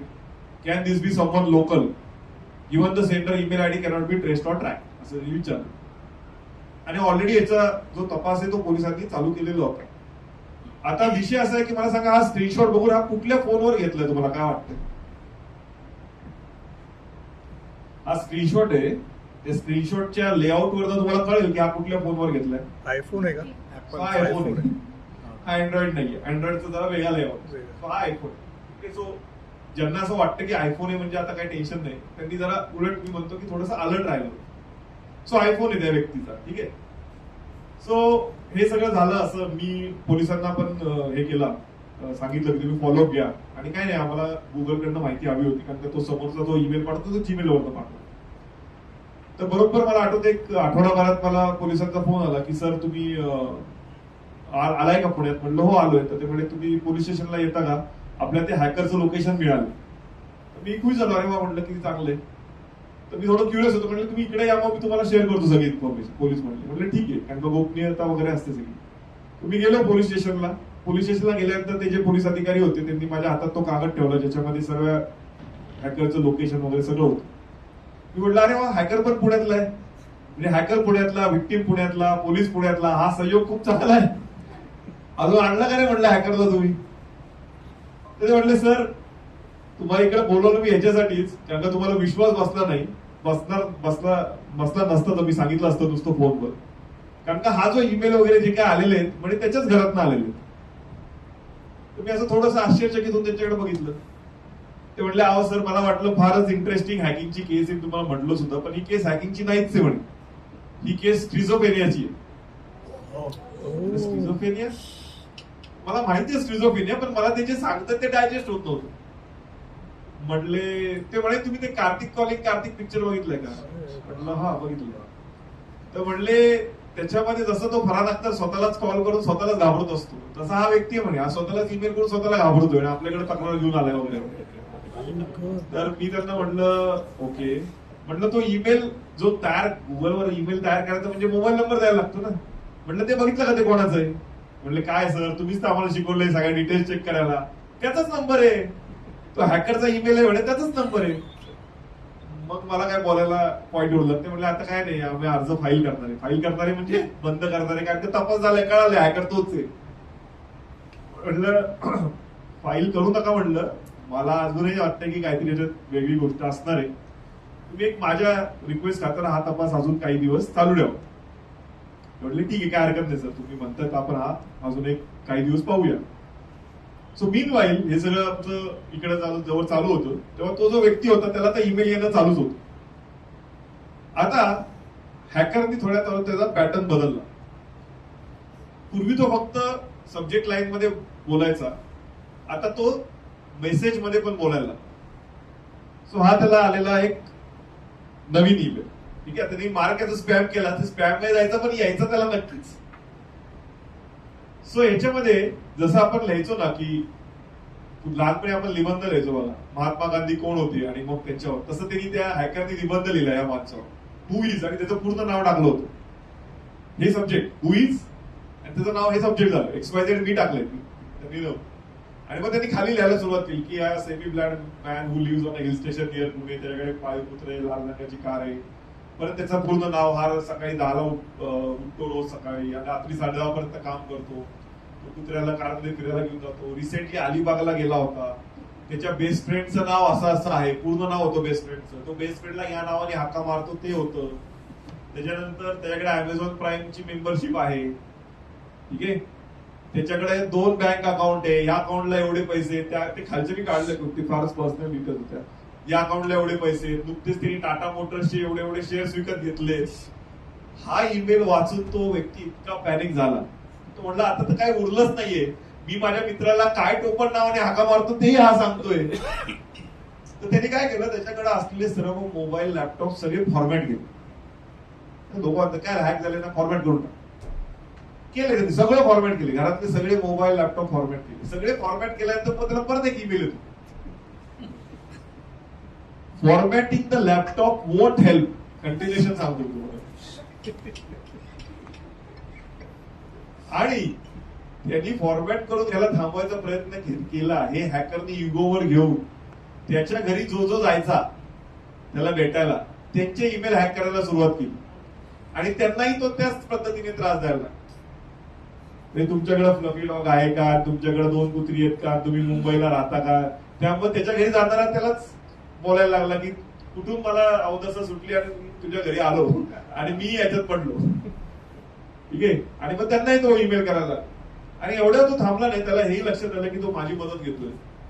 So मी जे सिक्युरिटीचे ब्लॉग्स दिले होते ऑनलाईन, त्याच्यामध्ये जे कमेंट सेक्शन आहे तिथं तो आला आणि तिथं त्यांनी मला मेसेज करायला सुरुवात केली किंवा शिवीगाळ करायला सुरुवात केली. हे ते कमेंट सेक्शन. त्याच्यामुळे बघू शकता इथं त्यांनी मला लिहिले की तूच तो योगेश ठाणगे आहे का जो याला मदत करतोय, सगळी पहिली कमेंट ती आहे. त्यानंतर don't you dare stop me, तुम्हाला थांबवायचा प्रयत्न करू नकोस. आणि त्यांनी हेही लिहिले त्याच्यातच, त्याच वाक्यात, की योगेश माझे सर्व व्हायरस अवॉइड करतोय. साहजिक आहे, मी पण एक्सपर्ट आहे. सो एक प्रकारे पोस्ट पावते की माझी चांगली सिक्युरिटी आहे. आणि दुसरं, परत तो फ्रस्ट्रेट झाला, मला हॅक करू शकला नाही तो, म्हणून तर त्यांनी परत मला शिव्या दिल्या, मला हॅक नाही करू शकलो. सो मी याचा स्क्रीनशॉट घेतला, त्या पोलीस अधिकाऱ्यांना पाठवला. म्हटलं अहो, तो जर खरंच स्किझोफ्रेनिक असता मला कशाला शिवी दिली असती, माझा काही संबंध नाही, मी तर मदत करतोय. त्यामुळे हे काही स्किझोफ्रेनिक वगैरे काही विषय नाहीये. तुम्ही एक काम करा, हे जे काय आहे याचे सगळ्याचे तुम्ही लोकेशन द्या, हे सगळ्याची तुम्ही माहिती काढा. Police R now very well capable of doing. So त्यांनी या सगळ्याचं लोकेशन काढलं. आणि या सगळ्याचं लोकेशन काढल्यानंतर हे सगळ्याचं लोकेशन सुद्धा या घरातलंच आलं. सो मी त्यांना म्हटलं आता बरं आपण दुरून तपास केला, म्हटलं आता त्या घरी जाण्याशिवाय पर्याय नाही, त्याशिवाय या गोष्टी थांबणार नाही. मीनवाईल त्या व्यक्तीचा मला व्हॉट्सअपला एक मेसेज आला, फार महत्वाचा आणि सगळ्यांना कळावा असा तो मेसेज आहे की hi Yogesh, the situation with ongoing cyber attacks on me and my family has gone out of control.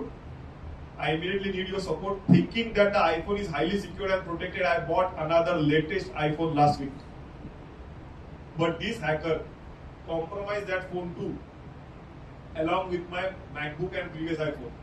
He could track me and watch me even out of my place. Please help me out the earliest. He can't live like this because त्याची family सुद्धा याच्यात भरडली जाते.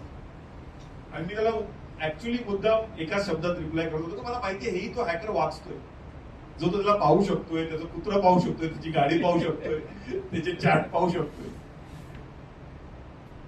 आणि मग मी आणि police अधिकारी जे होते आम्ही म्हटलं की आपण त्याच्या घरी जाऊया. सो आम्ही एक दिवस निश्चित केला माझ्या आणि त्यांच्या याच्यानुसार आणि त्याच्याही अवेलेबिलिटीनुसार. आणि जेव्हा मी त्या घरी गेलो, पार्किंग मध्ये असताना त्या पोलीस अधिकाऱ्याने त्याला कॉल केला की मी असं असं योगेश सरांसोबत आलोय खाली, आम्ही वर येतोय. जसा आमचा कॉल झाला, म्हणजे त्यांचा कॉल झाला, मी नव्हतोच त्या कॉलवर, मला ईमेल आला हॅकरचा यावेळेस की योगेश तू त्यांच्या घरी आहेस का. मी तो ईमेल दाखवला पोलिसांना. ते म्हटले अहो आता तुम्ही जो कॉल केला ना, त्याचा पडसा दे म्हटलं. सो आता वर जायचं आणि त्याचे सगळे मोबाईल लॅपटॉप काढून बाजूला ठेवून घ्यायचे. मी जसं वर गेलो तर म्हटलं तुझ्या घरात जेवढे मोबाईल लॅपटॉप आहेत ते सगळे आणायचे, बंद करायचे सगळ्यांचे, आणि मग बोलायचं म्हटलं, तोवर काहीच बोलायचं. सो ते एवढा तो सफर झाला, मी म्हटलं तसं तिने ऐकलं.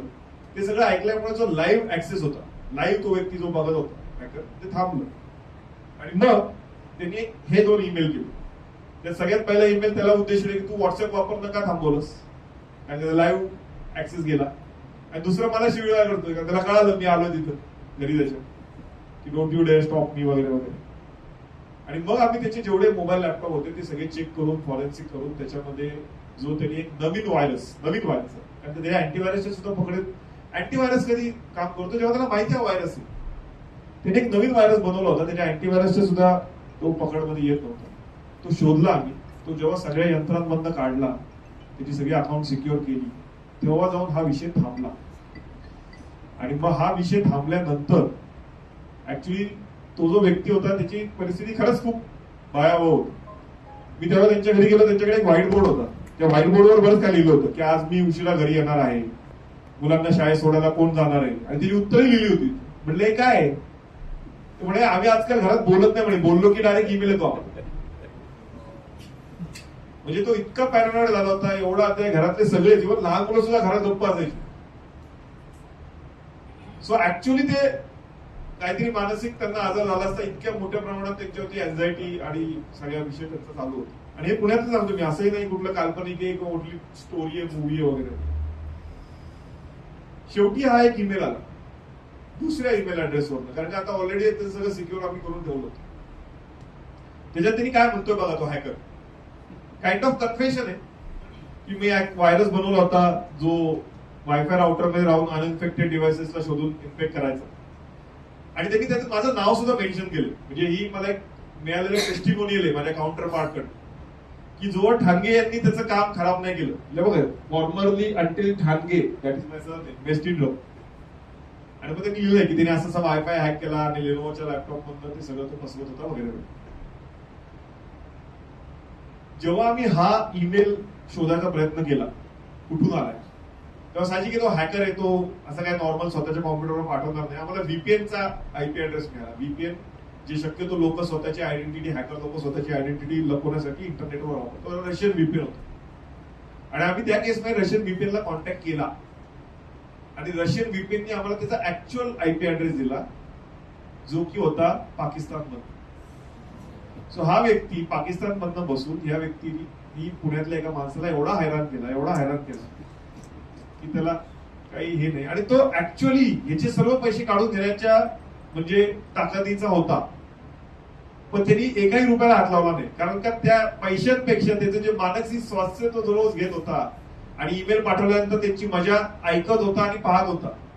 हॅक झालेल्या लॅपटॉप आणि मोबाईल मधनं तो पाहत सुद्धा होता, तसंच त्याच्या आजूबाजूला काय चाललंय किंवा तो फोनवर कोणाला काय सांगतो हे ऐकतही होता. तो रोजचा खेळ चालला होता. म्हणजे क्रिमिनल कुठल्या इंटेन्शनने आणि काय अपेक्षेने काय करेल हे सांगता येत. सो या सगळ्या गोष्टी झाल्या. आणि मग आम्ही जेव्हा त्याचा रूट कॉज शोधलं आणि त्याला रूट कॉज अनालिसिस म्हणतो, तेव्हा सापडलं की त्याला त्याच्या मुलाला ऍक्च्युअली त्याचा मुलगा 5वीत होता, त्याच्याकडे त्याचा लॅपटॉप होता एक वेगळा, प्रोजेक्टला वगैरे आजकाल घेऊन देतात आई वडील. त्याला एक ईमेल आला होता क्रिसमसच्या दरम्यान की तुला सॅन्टाकडून एक गिफ्ट आहे. साहजिक आहे 5वीतला मुलगा, सॅन्टा आजकाल मला माहित नाही मराठी मीडियम मध्ये सुद्धा बहुतेक खूप सॅन्टा असतात. सो ते मुलांना ते सॅन्टा कुठल्याही धर्माचं पालन करेल ना, सॅन्टाला की गिफ्ट देऊन जातो हे मुलांच्या डोक्यात आहे. त्यांनी तो ईमेल उघडला, त्यातली लिंक उघडली, तुम्हाला दाखवतो बघा, click here to get gift from Santa.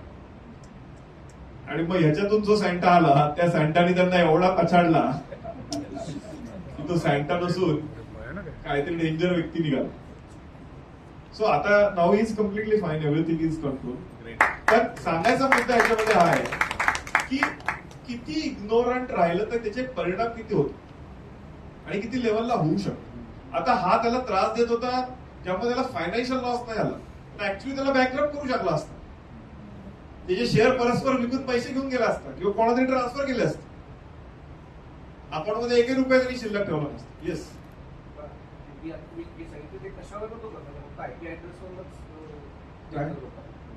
नाही त्यांनी काय केलं, सगळ्यात पहिलं त्यांचं याच्यावर त्यांनी एक व्हायरस जो त्यांनी नवीन बनवला होता तो त्याच्या एका मुलाच्या लॅपटॉप मध्ये प्लांट केला. मुलाच्या लॅपटॉपवरनं त्यांनी वायफायचा ऍक्सेस घेतला. वायफायवरनं त्यांनी बाकीच्या पॅकेट इंजेक्शन टेक्निक आम्ही त्याला होतो इथिकल हॅकिंग मध्ये, त्याच्यातनं तो बाकी सर्व डिव्हायसेसना इन्फेक्ट करत होता. सो आता ह्याच्यामध्ये बऱ्याच गोष्टी शिकण्यासारख्या बघायला गेलं तर. सगळ्यात पहिली गोष्ट म्हणजे आपण आपले डिव्हायसेस, खास करून जे वर्किंग आहेत प्रोफेशनल्स, त्यांनी त्यांचे डिव्हायसेस त्यांच्या मुलांसोबत शेअर नाही करायला. हा बाबा तुला वेगळा मोबाईल आहे, माझाच मोबाईल घे, मी कामावरून आल्यानंतर तो मोबाईल घेतल्यानंतर त्याच्यामध्ये त्यांनी काय इन्स्टॉल केलं तुम्हाला कळणार नाही. ठीक आहे, किंवा तो त्याच्या लॅपटॉपवर काय करतोय. आता ठीक आहे, सॅन्टाचं gift is a very normal thing, पण तो वायफायला कनेक्टेड आहे. सो वायफाय आपले किती सिक्युअर्ड आहेत. तुमच्या सगळ्यांच्या घरी वायफाय असतील. वायफाय कधी सिक्युअर केलाय का. आता हा प्रश्न नॉर्मल आहे बघा, साधी गोष्ट आहे. मी जर कार चालवणार आहे तर मी स्वतःला प्रश्न काय विचारतो, कारचं सर्व्हिसिंग झालंय का, टायर व्यवस्थित आहेत का, बरोबर आहे का. मला चिंता आहे कारण त्याच्यातून काही गोष्टी निगेटिव्हली घडण्याची शक्यता जर मी दुर्लक्षित केलं तर, बरोबर आहे. हे कॉन्शियसनेस सगळ्यांना आहे. मग मी मोबाईल रोज वापरतो, मी सिक्युअर केलाय का. मी वायफाय रोज वापरतो, मी सिक्युअर केलंय का वायफाय. मी लॅपटॉप रोज वापरतो, ईमेल रोज वापरतो, व्हॉट्सअप रोज वापरतो. जी गोष्ट मी रोज वापरतो, रोज काय म्हणतात प्रत्येक एवढी 10 मिनिट्स नंतर वापरतो, ती मी सिक्युअर करतो का? इतकं नॉर्मल लॉजिकल क्वेश्चन आहे. नाही करत, तो उत्तर तुमच्याकडे आहे. So you are in Q. याचा कदाचित नंबर लवकर लागला, पण त्यांनी जे सोचलं ते आपण प्रत्येकाने सोसायलाच पाहिजे अशातला भाग नाही. दुसऱ्यांच्या अनुभवावरच आपण शिकलो तर डेफिनेटली आपण या सिच्युएशन अवॉइड करू शकतो. आता मला सांगा, किती लोकांच्या मोबाईल मध्ये अँटीव्हायरस आहे विकत घेऊन टाकलेला? 1%. ठीक आहे. वेराज तुम्ही मोबाईल हे कंटिन्युअसली वापरता, म्हणजे ऍटलिस्ट जर उद्या काहीतरी आलं मोबाईलवर तर त्याला रोखून धरणारा कोणतरी पाहिजे. तुम्ही नसाल तर कोणतरी एक त्याला रेजिस्ट आपण होतं ना, प्रतिकार शक्ती तर पाहिजे. काहीच नाही प्रतिकार. म्हणजे हॅकरला एकदम सगळे आवाजाव कोणाकडे जायचं आणि काय पाहिजे ते घेऊन जायचं अशी परिस्थिती. मगाशीच मी तुमच्याशी बोलत असताना मी म्हटलं अपेक्स प्रेडेटर आहेत. अपेक्स प्रेडेटर इंटरनेटच्या जगातले अपेक्स प्रेडेटर आहेत हॅकर्स. त्यांच्या चॉईसवर आहे कोणाला जिवंत ठेवायचं कोणाला नाही. तसं वाघालाच ना, आज कोणाला खाऊ, वाघाला खायला कोण येतं का? वाघाला ती चिंता आहे का बाबा आज मला कोण खायला? We are there to protect, we are counter part of it definitely. पण प्रोटेक्शन इज मोर सिरियस और मोर डिफिकल्ट दॅन अटॅक. आम्हाला सर्व दरवाजे सिक्युअर ठेवावे लागतात, वेळेस त्याला एकच दरवाजा पुरतो आतमध्ये. सो अशी जर सिच्युएशन आहे तर घाबरून जाण्यापेक्षा मला असं वाटतं अलर्ट राहा. म्हणजे नॉर्मल जगात एक वेळ तुम्ही थोडस दुर्लक्षित राहिलेलं चालू शकतं, पण सायबर जगात मला असं वाटतं की चिमटा काढून अलर्ट राहायला. सो या दिस इज वन ऑफ द केस. ही दुसरी केस आहे, हे फार कॉमन झालंय सध्या. तुम्हाला एपीके फाईल पाठवतात, कळत नाही, मग ती लग्नपत्रिका असू दे किंवा अजून काही असू दे वगैरे वगैरे वगैरे. आणि मग ते आणि एपीके अँड्रॉइडला आहे, आयफोनसाठी वेगळं आहे. ठीक आहे, असं काही नाही की आयफोनसाठी नाहीये. विषय काय, आता जेव्हा ही केस झाली तुम्हाला सांगतो कन्व्हिक्शन पॉईंट कसे बिल्ड झाले. सगळ्यात पहिलं हे ज्या व्यक्तीच्या बाबतीत झालं, तो व्यक्ती एका चांगल्या नामांकित आयटी कंपनीत कामाला आहे. ठीक आहे. सो मी विचारलं काय करता तुम्ही, तो म्हटलं मी अशाच्या कंपनीत कामाला आहे. आता आयटी म्हणल्यानंतर मी आयटीतला, तो आयटीतला, सो असं वाटतं अजून आयटीत काय करता तुम्ही, नक्की काय? तो म्हणे विचारू नका, तुम्हाला विश्वास बसणार नाही. तो म्हणला मी ह्या कंपनीच्या सायबर सिक्युरिटी डिव्हिजन मध्ये काम करतो. मग म्हणलं बरोबर बोलला, तुम्ही विचारलं नसतं तर बरं झालं असतं. म्हणलं बरं, आता तुम्ही एवढे सायबर सिक्युरिटी मध्ये आहात, कसे काय तुम्ही अशा लिंकवर क्लिक केलं? ते राहू घे, तू काय आजचा डायलॉग नाहीये. आपल्या लोकांना काही झालं की ते ग्रहांवर टाकायची सवय, ते त्यांचं काम करतात, आपण आपलं काम करायचं असतं. सो त्याच्यात तो म्हणला की मला काय कळालं नाही, पण मी तुम्हाला 3 कारण सांगतो की मी का क्लिक केलं. तो म्हणला माझ्याकडे ऍक्च्युअली आरबीएल बँकेचं कार्ड आहे. म्हणलं ठीक आहे, चलो हे मान्य झालं. अटॅकरला माहिती की हा आरबीएल बँकेचा ग्राहक आहे. दुसरं म्हणले माझ्याकडे जर तुम्ही आत्ताही लॉग इन केलं तर माझे जे पॉइंट्स आहेत ते ऍक्च्युअली 9,820 रुपीजचेच आहेत. म्हटलं हा, this is an extra information to get convince की हा बाबा माझे पॉईंट एक्सपायर होणार. ठीक आहे. म्हटलं तिसरं काय, ते म्हणले ही वेबसाईट जी आहे ती HTTPS ने चालू होती. म्हटलं बरोबर आहे, HTTPS म्हणजे काय? ते म्हणले hyper text transfer protocol secure. म्हटलं सिक्युअर असणं आणि जेन्युअन असणं यात फरक आहे की नाही म्हटलं. So what is the thing, आजकाल फेक वेबसाईट सुद्धा HTTPS असतात. सो HTTPS आहे म्हणजे सिक्युअर आहे हे बरोबर आहे, पण जेन्युअन आहे असं नाही होत. आणि मग म्हटलं मी ते क्लिक केलं, मला लक्षात आलं, मी ते इन्स्टॉल केलं, मग विसरून गेलो मी काय इन्स्टॉल केलं. आणि मग नंतर नुसते आरबीएल मधले नाही, एसबीआय मधले पण गेले. तो सांगायचा मुद्दा आहे की कुठेही काय असलं तरी तेच आहे. मी एक गोष्ट अनुभवली सुद्धा आहे की जर तुम्हाला एखाद्या बाबतीत तुमचा विकनेस क्रिएट झाला आणि जी तुमची गरज आहे तर त्याच्यामध्ये तुमचं एक्सप्लॉयटेशन होण्याची चान्सेस वाढतात. तुम्हाला जर कळालं नाही की भाजी ताजी कशी घ्यायची तर तुम्हाला 100% भाजीवाला शिळी भाजी गळ्यात मारणार आहे, याच्यात कुठला वेगळं समीकरण लावायची गरज नाहीये. सो इथं सुद्धा तेच समीकरण. त्याच्यानंतर हे आयफोन साठी सुद्धा मी तुम्हाला म्हटल्याप्रमाणे होतात विषय. सर एक प्रश्न होता, सॉरी हो. HTTPS असेल आणि ती जेन्युइन नसेल किंवा त्याची जेन्युइनिटी हे ओळखण्याचे काय पॅरामीटर्स आहेत? एकच पॅरामीटर, सिम्पल स्पेलिंग बघायचं. तसं याच्यात सुद्धा तुम्ही बघितलं तर स्पेलिंग आहे का? RBLचं काय लिहिलं गेलं? REWRDRBLL.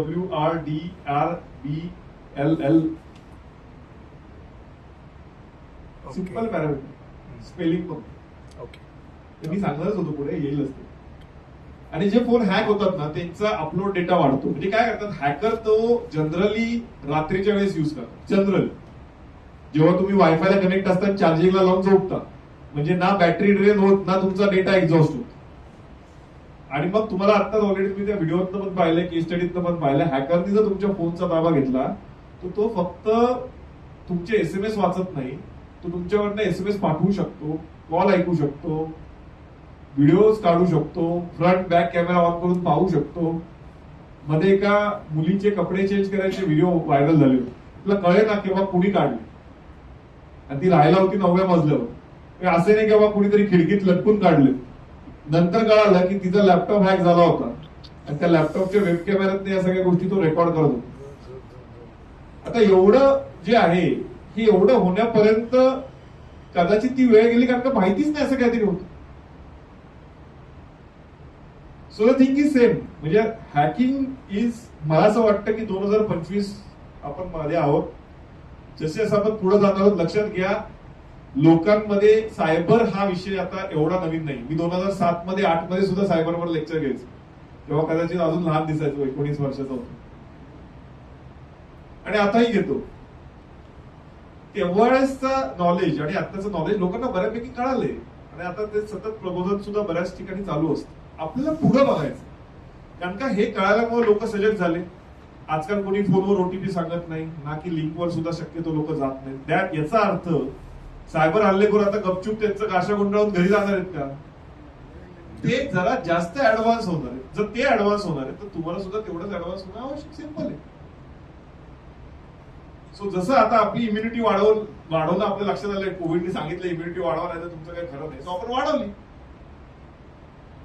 तसाच हा विषय.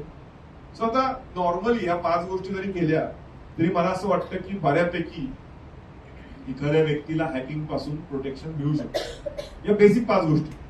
आणि इव्हन तुमचं म्हणजे तुम्ही तुमच्या घरी सुद्धा, आणि जर तुम्ही ऑफिसेस मध्ये असाल किंवा तुमचा स्वतःचा व्यवसाय असेल, तिथं सुद्धा या गोष्टी तुम्ही करायला हव्यात, ज्या की मी तुम्हाला म्हणतो हायली बेसिक आहेत.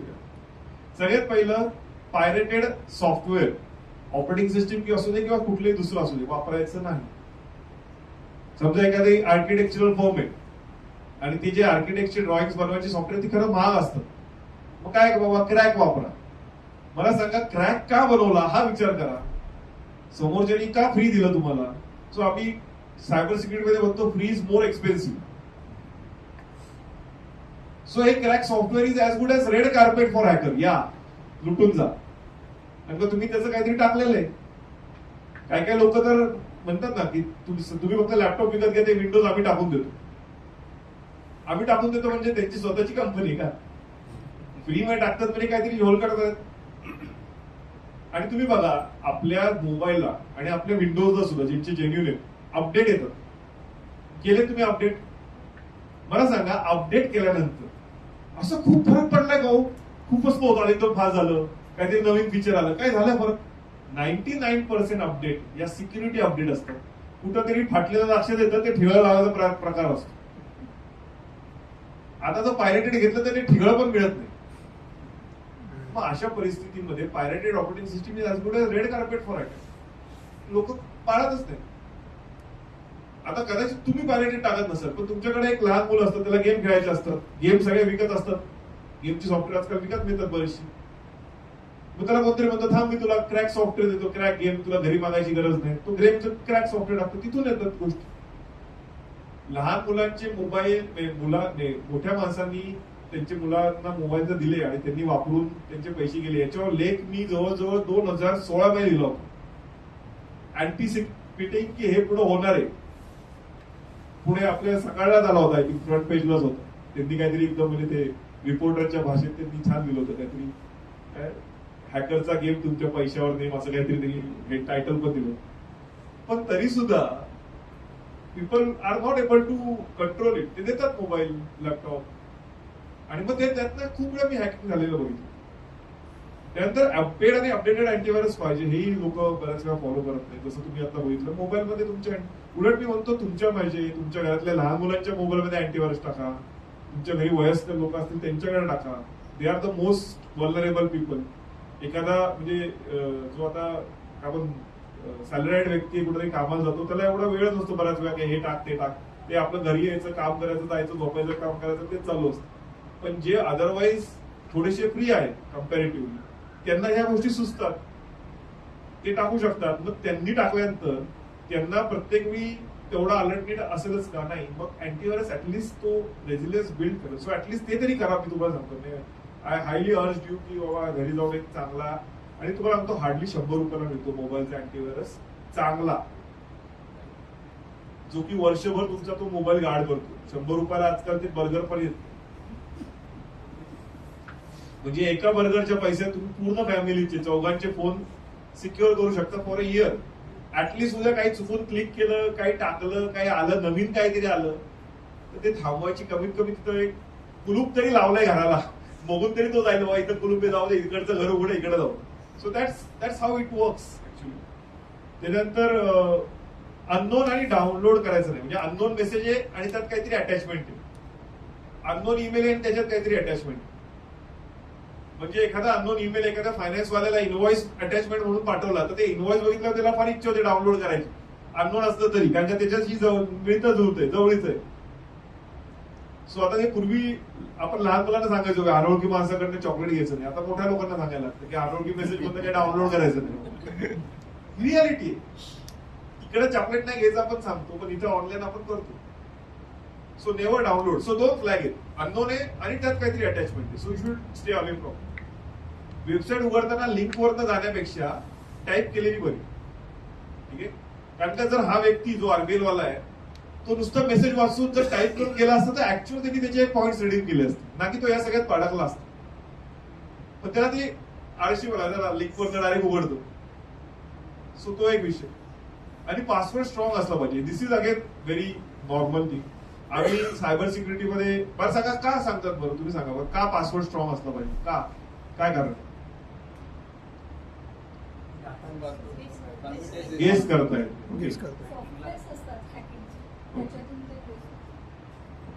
पासवर्ड स्ट्रॉंग किंवा वीक कुठलाही असू दे, किती स्ट्रॉंग असू दे, तो क्रॅक करता येतो ऍज अ हॅकर. मी तुम्हाला सांग पण सो पण म्हटल्यानंतर आधीचं थोडं बाजूला ठेवायचं, पुढचं महत्वाचं असतं. पण कुठल्याही गोष्टीच्या पणच्या पुढचं. जे स्ट्रॉंग पासवर्ड असतात त्यांना ब्रेक करायला 200, 300, 400 वर्ष लागतात. 200, 300, 400 वर्षांना तो हॅकर राहणार आहे, ना तुम्ही राहणार आहे, ना तो कॉम्प्युटर राहणार. ठीक आहे. सो त्यामुळे पासवर्ड हे स्ट्रॉंग असले पाहिजे. ठीक आहे. आणि स्ट्रॉंग म्हणजे मिनिमम, आता आम्ही 10 कॅरेक्टर म्हणतो, मिनिमम 10 कॅरेक्टर आणि एक स्पेशल कॅरेक्टर पाहिजे. प्लस आम्ही म्हणतो की passwords are like undergarments, अंतर्वस्त्रांसारखे. दुसऱ्यांना दाखवायचे नाहीत, ठीक आहे, दुसऱ्यांसोबत शेअर करायचे नाहीत आणि ते बदलायचे क्वार्टरली, इयरली. एकच वर्ष नाही ठेवायचं. मी तुम्हाला सांगतो इथं बसलेल्या कितीतरी लोकांना त्यांचे जीमेलचे पासवर्ड विसरलेले आहेत, बरोबर का चूक? आणि लास्ट चेंज पासवर्ड कधी माहिती का? 2010, 2011. अहो तुमचा पासवर्ड सुद्धा चोरून विकायला ठेवलाय, कुणीतरी विकत घेऊन वापरण्याची देरी बघ. सो ह्या बेसिक गोष्टी आहेत ज्या की आपण टेकण्याचं. मग सांगा एखादं छोटस लॉक लावाल का हो तुमच्या चांगल्या घराला? किंवा एकच लॉक आहे बाबा आजमचं ते लावाल? नाही, तुम्ही बदलणार नाही. येस, जीपेला आपण 6 डिजिट ठेवतो, हा छोटा पासवर्ड म्हणजे कसा आपण स्ट्रॉंग बनवतो? ते गुगल पे जो आहे तो पिन बेस्ड असतो आणि त्याचं मेकॅनिझम थोडं वेगळं असतं. पण एरवी जीपेचं तुम्हाला तुमचं हे हवंय, तर मला आधी तुमचं गुगलचं मिळालं तर जीपे मिळवणं अजून सोपं आहे. सो बेसिकली जे नॉर्मली आपण जेव्हा पेट्रोल पंप म्हणा इथे तिकडे जातो, वरती कॅमेरा असतात, बरोबर, आपण तिथेच टाईप करतो, ते हे लगेच लक्षात पण येऊ शकतं. त्याला आता त्याच्यावर अजून काय म्हणजे तुम्हाला सांगतो जस्ट नेक्स्ट लेवल की तुमचं जीपे दुसरीकडे इन्स्टॉल झाला नाही पाहिजे. तुमचं जीपे दुसरीकडे इन्स्टॉल कसं होईल? जेव्हा तुम्हाला आलेला ओटीपी जीपेचा त्याला कळेल. तो त्याला कसा कळेल? जर तुमचा फोन हॅक असेल तर तो त्याला कळेल. मग तो काय करेल? तुमचं जीपे तुमच्याकडनं बंद होईल आणि त्याच्याकडे चालू होईल. सो या सगळ्या गोष्टी त्याच्यात आहेत. आणि प्लस तुम्ही जो म्हणताय की पासवर्ड ऍक्च्युली नाही टाकला पाहिजे in front of anything, which is very very likely. खरंच त्याच्यावर आता अजून एक काय आलं सांगतो, त्याच्यावरती काहीतरी नवीन टाईपच्या स्क्रीन आल्या म्हणजे आपल्या फोनला जे आपण टेम्पर्ड ग्लास लावतो ना, ती अशी बाजूचं कळतच नाही, बाजूचं तरी म्हणजे त्याला डोकावं लागतं पूर्ण तुमच्या फोनमध्ये काय ते बघायला. सो तो एक करू शकतो तुम्ही. दुसरं म्हणजे जेव्हा पिन टाकता तुम्ही कार्डचा, खास करून तुम्ही कार्डवर शिफ्ट होता होतो. कार्डच्या बाबतीमध्ये सुद्धा कार्ड डुप्लिकेटचे विषय बरेच आहेत. आता मला 1 महिन्यापूर्वी माझ्या मित्राचा फोन आला की अरे वडिलांचं कार्ड खिशातच आहे, मी स्वतः पाहिलंय, तरी कुणीतरी एटीएम मधनं पैसे काढते. सो ह्याच्या मागे काय आहे की ते कार्ड डुप्लिकेट होतं.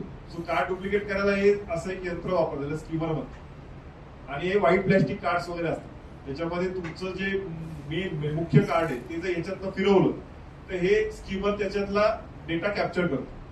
आणि ते कशातनं करतं तेही सांगतो. ते जे ब्लॅक स्ट्रीप असते आपल्या कार्ड त्याच्यातून, आणि मग त्याच्यातनं हे हा फ्रॉडस्टरचा सेटअप आहे, त्याच्यातनं या सगळ्या गोष्टी ते तयार करतात, नवीन कार्ड वगैरे. आणि एवढी कार्ड तुम्ही बघू शकता जप्त केलेली होती. आणि तुम्हाला दाखवतो बघा एक छोटा व्हिडिओ ज्याच्यावर तुम्हाला लक्षात येईल किती वेळात कार्ड डुप्लिकेट होतो. तुम्ही स्वतः नुसतं ऐकलं नाही तरी चालेल, नुसतं बघा. चिप पिन असलेलं कार्ड तो किती वेळा डुप्लिकेट होतो. Is it secure? James Lyon from Sophos, you're going to show me it's not quite as secure as another thing. Take it away. Indeed, a lot of people would think these are perfectly secure. However, these have to be backwards compatible with a lot of countries that don't support all this new fancy तो stuff. सांगतोय की backward कॉम्पॅटिबिलिटीसाठी जेव्हा काही strip असते. This device here, आता हे जे यंत्र आहे ते यंत्र त्यांनी ब्लॅक मार्केट मधनं घेतलेलं आहे, so not from a dodgy criminal gang. आणि त्याच्यातनं जेव्हा तो कार्ड स्वाईप करतो ओरिजिनल, तेव्हा सगळ्या कार्डचा डेटा कॅप्चर होऊन त्याच्या लॅपटॉप मध्ये स्टोर होतो. That's your credit card number, your name, त्यांनी ब्लर केले ती कळून. everything that I need. आता एकदा हे स्टोर झालं की तो पाहिजे तेव्हा नवीन कार्ड बनवू शकतो. तो एक स्वाईप झाला स्टोर करायला, दुसरा स्वाईप झाला बनवायला. Yeah, so there's a few ways it might happen. Firstly, of course, आणि त्याच्यात तो विचारतोय की बाबा पिन नसेल माहिती, तर पिन नसेल माहिती तर नाही होत. हे कार्ड डुप्लिकेट झाले पण पिन माहित नाही, मग त्याला स्टॉप आहे. large model. They actually come in tiny form factor where they can be put in आणि तो तेच सांगतोय की devices or हे आता त्याच्याकडे आहे ते मोठं आहे, छोटे पण मिळतात. कधी कधी एटीएमच्या वर बसवलेले असतात, किंवा कधी कधी ते पेट्रोल पंपावर वगैरे त्यांच्या हातात असतात ते लोक. So you've got my data. आता बघा तो डुप्लिकेट कार्ड किती वेळा तयार होतो. your credit card. आता ते व्हाईट कार्ड आहे, Swipe this blank card through. झालं डुप्लिकेट कार्ड My तयार. favorite is to write onto a hotel key card. आता हे डुप्लिकेट कार्ड वापरायचं असेल तर डेफिनेटली पिन लागतो. सो पिन सुद्धा तुम्हाला, त्यामुळेच जसं ते म्हटले, जेव्हा कधी तुम्ही एटीएम मध्ये जरी एकटे असला तरी पिन टाकताना तुम्हाला झाकायचं, कारण का एटीएम मध्ये सुद्धा बसवतात. आता हे असे बरेचसे न्यूज येतात. आता मला माहिती आहे तुम्ही किती वेळा वाचलेले. आता हे एटीएम मध्ये वरती लावतोय बघा, हे व्यक्ती जे वरती लावतोय हे कार्ड डुप्लिकेट करायचं आहे. अशा पद्धतीने हे वरती म्हणजे कार्ड डुप्लिकेशनला लावलं जातं. याच्यात कॅमेरा पण आहे बघा. आणि इथं जर अशा एटीएम मध्ये तुम्ही पैसे काढले तुमच्या हातानेच तुम्ही कार्ड डुप्लिकेट करा. बघा हे असं. तुम्हाला एक छोटा व्हिडिओ दाखवतो आयसीआयसीआय वाला, ज्याच्यामध्ये तुम्ही बघा हे जे हातात दिसते हे स्कीमर आहे ज्याच्यातून कार्ड डुप्लिकेट करतो. हे स्कीमर ते जिथून आपण कार्ड आतमध्ये टाकतो तिथं वर लावतो, आणि ते कळतच नाही की असं लावलंय काही. तुम्ही ते ओढून बघू शकता, ते हातात येतं. त्यामुळे बघा आजकाल नवीन जे एटीएम आले ते असं काहीतरी वर नसतंच बघा, ते पूर्ण प्लेन असतं. कारण का बँकांनी सुद्धा एटीएम बदलले जेव्हा या अशा गोष्टी वाढायला लागल्या. आणि इथं हे दुसरं जे आहे हे एक थोडस तुम्ही समजून घ्या, ओरिएंटेशन जरा गडबड. आता ते जे हिरवं हिरवं हातात आहे ते स्कीमरच आहे, आणि तो जो दुसरा काळा पॅनल हातात आहे तो एक कॅमेरा आहे ऍक्च्युली. तो हे तर वरती लावतात जिथून आपण कार्ड आतमध्ये टाकतो. त्यामुळे आता एकदम प्लेन येतात बघा, वर काय लावायचं स्कोपच ठेवलेलं नाही. आणि आता हे बघा याच्यात बॅटरी वगैरे फुल कस्टमाइज कॅमेरा आहे. कुठं लावलाय बघा, जिथून तुम्ही पिन टाकणार. तुमचं कार्ड आणि पिन असे कॉम्बिनेशन तिथे गेलं तर प्रॉब्लेम आहे. त्यामुळे तुम्ही पिन झाकायचा. सिंपल आहे गोष्ट. लोक पिन झाकत नाहीत. मी तर परवा गेलो होतो एका दुकानात इलेक्ट्रॉनिक्सच्या, आणि तिथं बघितलं समोरचा माणूस त्यांनी कार्ड दिलं कॅशियरला, म्हटलं हा पिन आहे तूच टाक. ही रियालिटी आहे. मग अशा लोकांना कसं वाचवायचं? त्याला काय करायचंय, त्याला फक्त स्कीमर मधनं फिरवायचंय. पिन तर तसं तोंडाने सांगितलं. हे असं बरंच झालेलं आहे. पुण्यातल्या बऱ्याचशा केसेस आहेत, जे आपलं एका आपल्या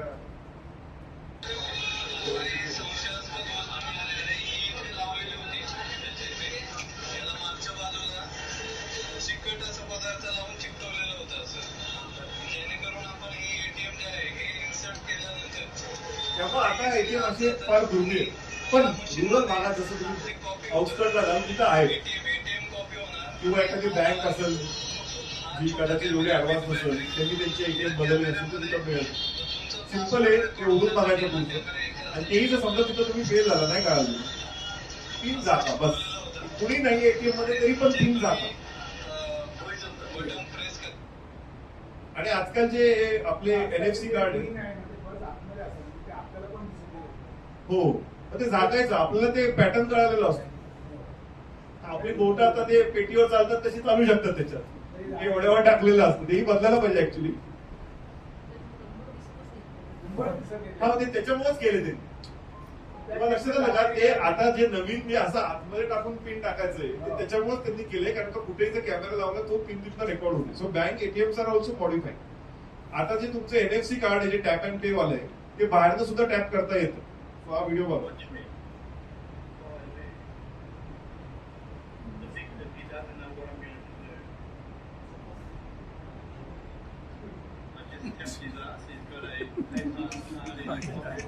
सो जर हे NFC आहे, कारण का हे बघा, जिथं कन्व्हिनियन्स जास्त आहे तिथं सिक्युरिटी ऑटोमॅटिक कमी होती. तिथे कन्व्हिनियन्स कमी, नुसतं टॅप अँड पे जस्ट जवळ घेऊन जायचं, तुमचं ते होणार आहे. ठीक आहे. सो काय कराल, सिंपल आहे. जे आपण अल्युमिनियम फॉइल मिळते ज्याच्यात चपात्या काय रोल करून देतात, त्याचं एक छोटं पाकिट बनवायचं आणि त्याच्यात काय ठेवायचं, ते पाकिटात ठेवायचं. सिंपल आहे, बाहेर होतच नाही टॅप. किंवा जर तुमच्याकडे जास्त पैसे असतील तर RFID ब्लॉकर असलेले नवीन वॉलेट मिळतात, ते तेवढे महाग असतात, तर एवढी काही गरज नाही. ते अल्युमिनियम फॉइल मध्ये सुद्धा काम होऊन जातं. सो ह्या सगळ्या गोष्टी ज्या आहेत त्या आपण ओळखून जाणून घेऊन त्याला फक्त अवॉइड केलं पाहिजे.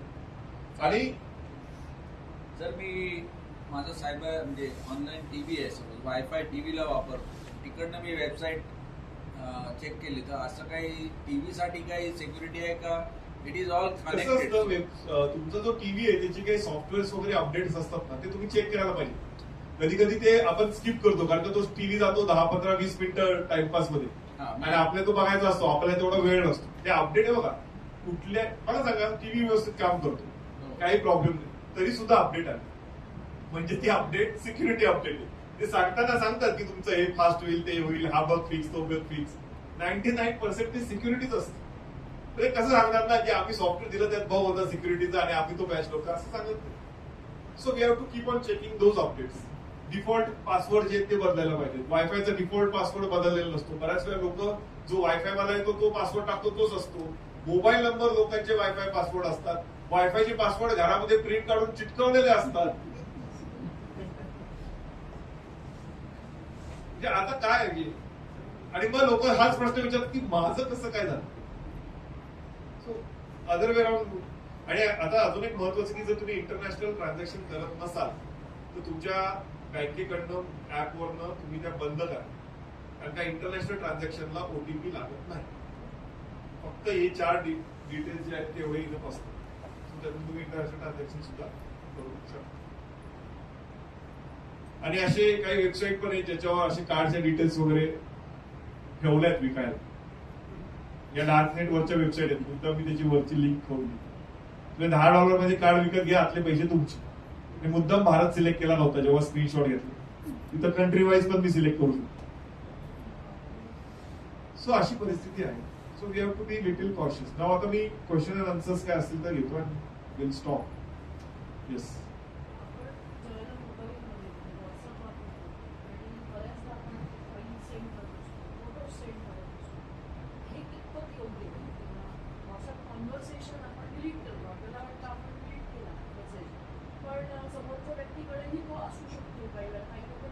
बरोबर आहे.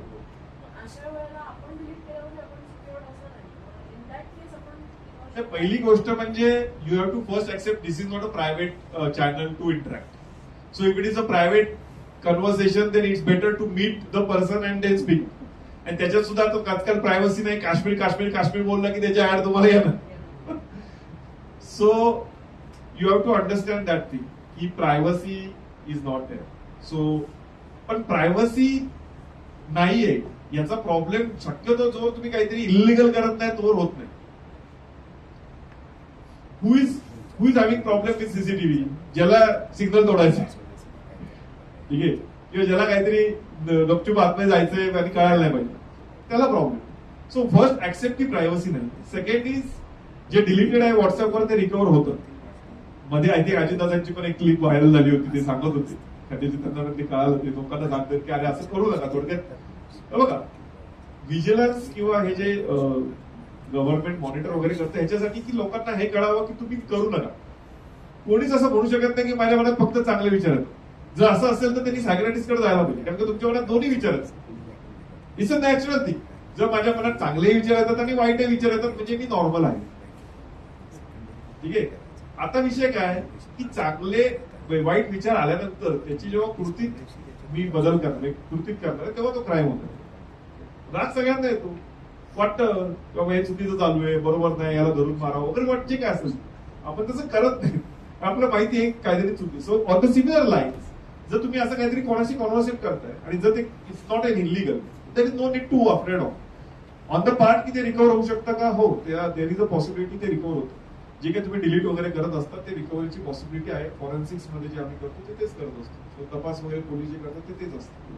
आता जी सॉफ्टवेअर आलेली आहे की एखादी व्यक्ती suppose मी त्याचा मोबाईल हे करू शकतो, कमी करू शकतो, तर मला कळू शकतं हा कोणाशी बोलतोय. बरोबर आहे. हो, हीच हॅकिंगची सॉफ्टवेअर. बघा पॅरेंटल कंट्रोल म्हणून तुम्ही ते वापरणं इज अ अनदर स्टोरी. किंवा तुमचे घरी काही मुलं आहेत जी 18 वर्षापेक्षा कमी आहेत आणि त्यांनी त्या गॅजेटचा चुकीचा वापर करू नये म्हणून तुम्ही त्याच्यावर ऑब्झर्व्ह करता as a guardian, as a parent. Till they are turning 18 you have right to see they. पण पॅरेंटल कंट्रोल दुसऱ्या पॅरेंटवर लक्ष ठेवण्यासाठी जेव्हा वापरतात लोक, दॅट इज अ प्रॉब्लेम. आणि that is a complete illegal. That is called as hacking. त्याला 3 वर्ष शिक्षा आणि 1 लाखापर्यंत दंड आहे आणि त्याची अजून वाढ होऊ शकते. सो आणि जर ते असं कोणी टाकलं तर ते कळतही. असं नाहीये की मी हॅक करणार म्हणजे आम्ही म्हणजे पोलिसांशी इंटरॅक्ट करताना त्यांना शिकवतो. एक लेकॉर्ड्स लॉ ऑफ एक्सचेंज म्हणून तो असा म्हणतो शास्त्रज्ञ की जेव्हा एखादी व्यक्ती एखाद्या ठिकाणी जाते तेव्हा ती व्यक्ती तिथे काहीतरी सोडून जाते आणि तिथलं काहीतरी घेऊन जाते, ज्याचा उपयोग करून पोलीस त्याचा तपास करतात, त्यांना शोधतात. इंटरनेट ह्याला अपवाद नाही. सो मी हॅक करणार आणि मी पकडले गेलो नाही पाहिजे असं नाही होऊ शकत. ते कधी होईल जेव्हा समोरचे तपास करणारे त्यात तेवढा इंटरेस्ट घेणार नाही. आम्ही शोधलंच ना त्या पाकिस्तानवाल्याला, जरी त्यांनी रशियन वगैरे वापरलं. इट डिपेंड्स की तुम्ही काय तेवढाच ताकदीचा व्यक्ती लागतो, म्हणजे कर्णासमोर अर्जुनच लागतो असा विषय. पेरेंटल कंट्रोल जे करतात तर तो खरंच तेवढा कंट्रोल राहतो का मुलं अजून ऍडव्हान्स आहेत आणि ते सगळं ब्रेक करून त्यांना जे करायचं? नाही, मुलं ऍडव्हान्स आहेत यात काय वाद नाही. आपणही ऍडव्हान्स होतोच आपल्या आधीच्या पिढीपेक्षा, ते होत राहणार. पण काही काही पॅरेंटल कंट्रोल कळत नाही टाकलेले, आणि जर ते काढलं तर ते तुम्हाला कळतं. सो तुम्ही परत त्याकडनं फोन काढून घेऊ शकता. असे विजिबल नसतात ते की दिसतंय. आणि पॅरेंटल कंट्रोलमुळे तुम्ही ऍक्च्युअल त्याच्या वेबसाईट ब्लॉक करू शकता, काही ऍप्स ब्लॉक करू शकता. पण ते त्याला कळणारच आहे ना आपण ब्लॉक केलं की काल हे उघडत होतं आज उघडत नाही. हा, मी म्हटलं ना की ते काय आहे ते actually I am little worried for this generation on the part की ज्या गोष्टी त्यांना ज्या वयात कळायला पाहिजे त्या लवकर कळतात. त्याच्यातनं बायोलॉजिकल चेंजेस, सायकोलॉजिकल चेंजेस खूप मोठ्या प्रमाणात घडतात आणि it is gone actually becoming life very difficult for them first and then eventually. ते जेन झी आणि जेन अल्फा जे आहेत, जर कोणी काम करत असेल त्यांच्यासोबत तर त्यांना माहिती की it is very difficult to work with them because they are completely different things. त्यांच्यासाठी सगळ्या गोष्टी सोप्या आहेत. पण ऍक्च्युअल कसं आहे, सोपं कुठपर्यंत असतं जोर ते घरी आहेत. घराच्या बाहेर पडल्यात तर जग तसंच आहे, जग बदललेलं नाहीये, ती तेवढ्याच पद्धतीने घेत. So on the part of की ती लोक किती म्हणजे त्याला रिस्ट्रिक्ट करतील, कदाचित ते त्यालाही सोल्युशन शोधू शकतो. फॉर्मॅटच करतील तो फोन, मग काय करणार. So then you have to be vigilant. मला असं वाटतं की now this is a high time to sit with them and tell them की असं जर काही समोर आलं इंटरनेट वापरताना तर कसं रिॲक्ट करायचं, काय योग्य काय अयोग्य. कदाचित आपल्या आधीच्या पिढीने नसेल केलं, पण आपल्याला ते जास्त लवकर करावं लागेल आणि सांगावं लागेल. मित्रांनी सांगण्यापेक्षा तुम्ही सांगितलेलं कधी बेटर राहील. कारण का मी ह्याच्यावर सुद्धा बोलतो बऱ्याच वेळा पालकांची, जे बऱ्याचशा आता मला आठवते माझ्या शाळेत पालक शिक्षक संघ होता. मी विमलाबाई घरवालेच तेव्हा मला माहिती. अशा बऱ्याचशा शाळांमध्ये असतात असे क्लब्स वगैरे. सो तिथे जेव्हा मी जातो तेव्हा त्यांना तेच सांगतो की how to deal with your children while they are online. तुम्ही आता त्यांना म्हणू शकत नाही, तुम्ही जर त्यांना फोन काढून घेतला, मित्राकडे फोन असतो, आणि जर त्याला ते बघायचं असेल तर तो कुठेही कसंही बघणारच. You can't avoid it. So you have to just be की त्याच्यासोबत बसा, त्याला सांगा हे बरोबर आहे, चूक आहे, याचे परिणाम असे होणार आहे, त्याचे परिणाम असे होणार आहे. शेवटी तो निर्णय त्याचा. तुम्ही किती म्हटलं तरी त्याचे निर्णय तुम्ही घेऊ शकता. म्हणजे आय थिंक ते वय कमी होत चाललं. त्याचे निर्णय तुम्ही कितीपर्यंत घेऊ शकता. आता मला वाटलं 5वी पर्यंतच घेऊ शकता असं मला वाटतं. त्याच्या पुढचे नाही घेऊ शकत तुम्ही. कदाचित पुढे जाऊन ते त्याच्यापेक्षा खाली जाईल. मला आठवतं की माझ्या वडिलांची पिढी, त्यांचे फार लग्नाचे निर्णय, त्यांच्या मुलांचे निर्णय त्यांचे आई वडील घ्यायचे. सो ते खूप आधीपर्यंत होतं. माझ्यापर्यंत कदाचित शिक्षणापर्यंत होतं. म्हणजे मास्टर्स कुठं करणार, बॅचलर्स कुठं करणार, 10वी नंतर काय शिकणार. आता ते 5वी पर्यंत. It's very, I know it's challenge. I am also being a part of that challenge. पण मला तेच आहे की it's better to interact with them and tell them की जसं आता मी तुम्हाला सांगितलं, you need to go and tell them की बाबा तू क्रॅक गेम नको करूस, तुला काय आवडेल मला सांग, आपण मिळून बघू, क्रॅकच्या भानगडीत पडू नकोस. You have to talk to them. I know they are getting more and more isolated because of mobile and connecting somewhere else. Before when they connect with someone else and त्यांचा काहीतरी काय म्हणतो कॉन्फिडन्स जिंकून त्यांचं ऐकतील, तुम्हीच बनाते व्यक्ती किंवा एक फेक अकाउंट काढून तुम्हीच बोला त्याशी आणि हे चांगलं नसतं. आणि लिटरली दिस इज द म्हणजे this is how it is actually. You have to accept it to some extent. आताचे टीव्ही मोस्टली वायफाय कनेक्टेड आहे आणि आपण डायरेक्टली रिमोटवरनं युट्यूब लावून तर ते टीव्ही त्या टीव्हीला किती सिक्युरिटी असते. मला असं वाटतं की वायफाय जर तुम्ही सिक्युअर केला या ऑन दिस पॉइंट तर इव्हेंच्युअली त्याचे जे अंडरलाईंग असेट असतात तेही सिक्युअर बनतात. So that is a main thing. बघा मला तुमच्या घरात याची गरज नाही, मी वायफाय थ्रू येऊ शकतो बाहेर थांबून सुद्धा. That is a main thing. तुम्ही हा विचार करा की वायफाय बसवलंय कोणी आणि त्यांनी खरंच सिक्युअर बसवलंय का. त्याला ऑलरेडी तुमचा पासवर्ड माहिती कारण का त्यांनी सांगितलं साहेब हा तुमचा लॉग इन हा पासवर्ड आहे, तुम्ही बदलला का. आता समजा त्याच्यात 2 प्रश्न येतात. मी करू शकतो का, मला कोणाची तरी मदत लागते. So on that case you have to search for the option and then go for it. कारण का that is a one time offer. Wifi agency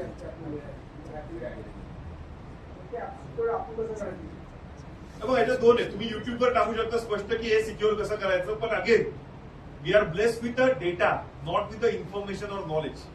because of internet we have lot of data. यातलं खरंच बरोबर हे आहे का नाहीये. So I think शिक्षकांचा किंवा माझा रोल, इव्हन मी जे तुम्हाला सांगितले you can google it, but I am just reducing a time to reach to a actual logical information. That's what I am doing here. I think I believe. So here तुम्ही काय करू शकता, एक तर तुम्ही गुगलवर स्वतः शिकू शकता कसं करायचं, or else you have to find someone who can do this and you can tell them to do this. Simple. मग वायफाय पेक्षा आपण 4G वापरतो. आजकाल बरेच उलट बोलतात वायफाय वापरून काही डाउनलोड करायचं 4G होतं. 4G चा स्पीड जास्त चांगला मिळतं तुम्हाला. असं काहीतरी ऍपला पण बघितलं की ह्या ऍप असतं तुम्हाला सिक्युरिटी वायफायवर करता करता 4G वर करा. नाही असं काही नाहीये. सिक्युअर होतं. असं काही नाही. म्हणजे सिक्युरिटीचा विषय नाहीये. स्पीड कुठं चांगला, कनेक्टिव्हिटी चांगली त्याचा विषय, बाकी तो सिक्युरिटीचा विषय. ते विचारत होते ऍक्च्युली, त्यांचा प्रश्न मी आपण जे आता मगाशी म्हणले की पासवर्ड जास्त सिक्युअर पाहिजे की may be length plus special character वगैरे. आता आपण एक बऱ्याच ठिकाणी नवीन अकाउंट ओपन करतो, मे बी जॉब साईटसाठी आहे किंवा जीमेलवरती आहे, वेगवेगळे ईमेल आहेत. तर सगळे पासवर्ड जे आपण जेव्हा हायली सिक्युअर करतो किंवा स्ट्रॉंग बनवतो ते स्वतःच लक्षात राहत नाही. त्यासाठी काही वेगळं आहे का की एक खूप चांगली माझ्याकडं युक्ती आहे की ते प्रत्येक वेळी टाईप करायचे. थिंग इज की लोक काय करतात, स्ट्रॉंग करतात आणि ब्राउझरला म्हणतात सेव्ह दिस पासवर्ड. म्हणजे as good as it is becoming a weak. On top of that I help you how to solve this issue because I am also facing it. I am not an exception. आणि मला फक्त माझे नाही, माझ्या आईवडिलांचे सगळ्यांचे तू cyber सिक्युरिटीमध्ये तूच लक्ष ठेव असं देखील. They are the director of my company actually. So the thing is मी एक जनरल ट्रिक सांगतो. You tend to remember logic than a password. जसं मी शाळेत असताना पाठांतर होतं टाकलं होतं, पण पाठांतर करण्यापेक्षा लॉजिक लक्षात ठेवलं तर ऑटोमॅटिक पाठ असं असेल. So for example let us say की you want to keep your birthday as a password for example. So what you can do, you can keep your days in numbers, you can keep your month in letters, and again your year in numbers program. Okay, so that makes a alphanumerical. That is one thing. Second is, in order to separate day and month, you can use exclamation mark. And then if you want one more special character, month and year साठी तुम्ही Android वापरू. Now I know my birth date is my password and this is my logic. Okay? Now that makes actually a difficult password. Now I'll tell you how to make it different for every account. Now let's say it's a Facebook account. Then you put F either in between month and date, or at the end of it, or at the start of it. If it is a Google, then put G. Now you may say there is another service with G, then put G plus O. Now at the end of the day, again you have to just remember a logic. Now someone to get into, he has to crack your 2 passwords, which are already difficult. Then he may understand the logic. And meanwhile, if you just change it, let us say it is now year 2025, and you just add 5 somewhere because it's a 2025. Now next year you might have something else. I think every problem has a solution. You just need to work around. एक अजून मी जे त्याच्याच related एक मी जे आता follow करतो ते म्हणजे जसं तुम्ही म्हटलात की बर्थ डेट तुम्ही हे करू शकता ते लॉजिकली सिम्पल आहे लक्षात ठेवण्याची गोष्ट आहे आणि टाईप करू शकतो. शेवटचा बर्थ डेटचा म्हणजे आता फॉर एक्झाम्पल 7 हा ऍक्च्युली मी मराठीमध्ये SAT असा देतो. So your logic is again making it more difficult. हा डिफिकल्ट की जेणेकरून आपण शेवटचा पार्ट जो आहे बाबा 9 असेल तर NAU असं जर आपण हे केलं तर कारण कसं आहे शेवटी म्हणतात की बर्थ डेट सुद्धा आपली ज्याला माहिती आहे त्याला तो बर्थ डेट तुम्ही विचार करा कॉम्बिनेशन किती क्रिएट होतो. हा तर त्याच्यावरती आपल्याला एवढे कॉम्बिनेशन क्रिएट होतो. बर्थ डेट स्वतःची बर्थ डेटचा शेवटचा डिजिट हा मराठीमधनं टाईप करायचा. त्यात असंही करतात काही लोक जिथं एस येतो तिथं डॉलर वापरतात. हा आता ते सुद्धा त्याला कॉमन आहे. आता आता ते सुद्धा कॉमन आहे. कॉमन कसं आहे आपण आहे ना थोडासा विचार प्रवाहाच्या विरोधात करायचा. इन्सिडेंट घडला त्याची प्रिकॉशन्स आणि इमिजिएट इन्फॉर्मेशन इथे द्यावी लागते. दुसरी गोष्ट झालं नाही पण आता आधार कार्ड असेल काय आता ही सगळी आपली डॉक्युमेंट सगळे इंटरलिंक होत चालले.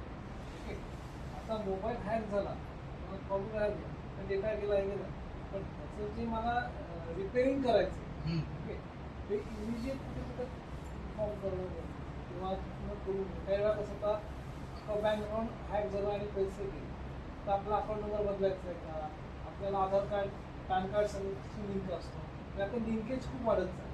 ओके आणि हा लिंकेजचा डेटा सुद्धा त्या पर्सनकडे ऑटोमॅटिक जाण्याची शक्यता नाही. बरोबर आपण फक्त एकच कंप्लेंट देतो किंवा एकाच ठिकाणी जातो आणि थांबतो. मला ऑप्शनमुळे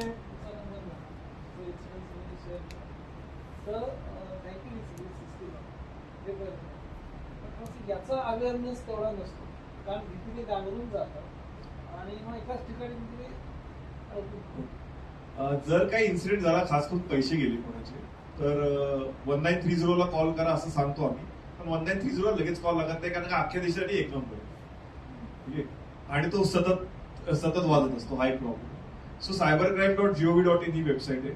याच्यावर तुम्ही तात्काळ जाऊन तिथे किती रक्कम गेली आहे कुठल्या अकाउंट मधनं गेली आणि त्याचा ट्रान्झॅक्शन आयडी या 3 गोष्टी जर व्यवस्थित फिल केल्या तर ती पुढची सिस्टीम ऑटोमॅटिकली ज्याच्या अकाउंटवर पैसे गेले ते ब्लॉक करते म्हणजे फ्रीज करते. ठीक आहे आणि एकदा का ते पैसे फ्रीज झाले तर मिळायचे चान्सेस वाढतात. जर ते फ्रीज झाले नाही आणि समोरच्याने कॅश मध्ये काढले तर ते मिळायचे चान्सेस ऑलमोस्ट नील होते. सो एक that is about financial fraud. दुसरं मी अजून एक तुम्हाला सांगेल ऑन टॉप ऑफ इट जर तुम्हाला तुम्ही म्हणजे सॅलरीड असाल रिटायर्ड असाल किंवा तुमचा बिझनेस असेल जर तुम्हाला अननोन क्रेडिट्स आले अनोळखी अकाउंटवरनं पैसे आले तर तुम्ही एकदम योग्य आणि चांगल्या सुजाण नागरिकासारखे बँकेला एक पत्र लिहून ते पैसे जिथून आले तिथं परत पाठवावे अशी विनंती करा. जर तुम्ही ती केली नाही तर ते पैसे कुठल्या तरी फ्रॉडचे असू शकतात. तुमचं अकाउंट गोठवलं जाईल. तुम्ही त्या फ्रॉडस्टरच्या चेन मधले एक धागे आहात म्हणून कन्सिडर केलं जाईल. तुमच्यावर खटला चालवला जाईल आणि या सगळ्या पुढच्या प्रकारांना सामोरं जायला लागू शकतो. सो धनलाभ झाला म्हणून पार्टी करण्यापेक्षा एक नॉर्मल बँकेला पत्र देणं आणि त्याच्यावर त्याची रिसिव्ह घेणं किंवा मेल करणं की माझ्या बँकेत या अकाउंटला अननोन क्रेडिट्स आलेले आहेत, कृपया ते चेक करून मला सांगावेत कोणाचे आहेत आणि ते परत ते पाठवून द्यावेत, आणि जर ते माझेच असतील तरच ते ठेवावेत, असं स्पष्ट तुम्ही लिहा.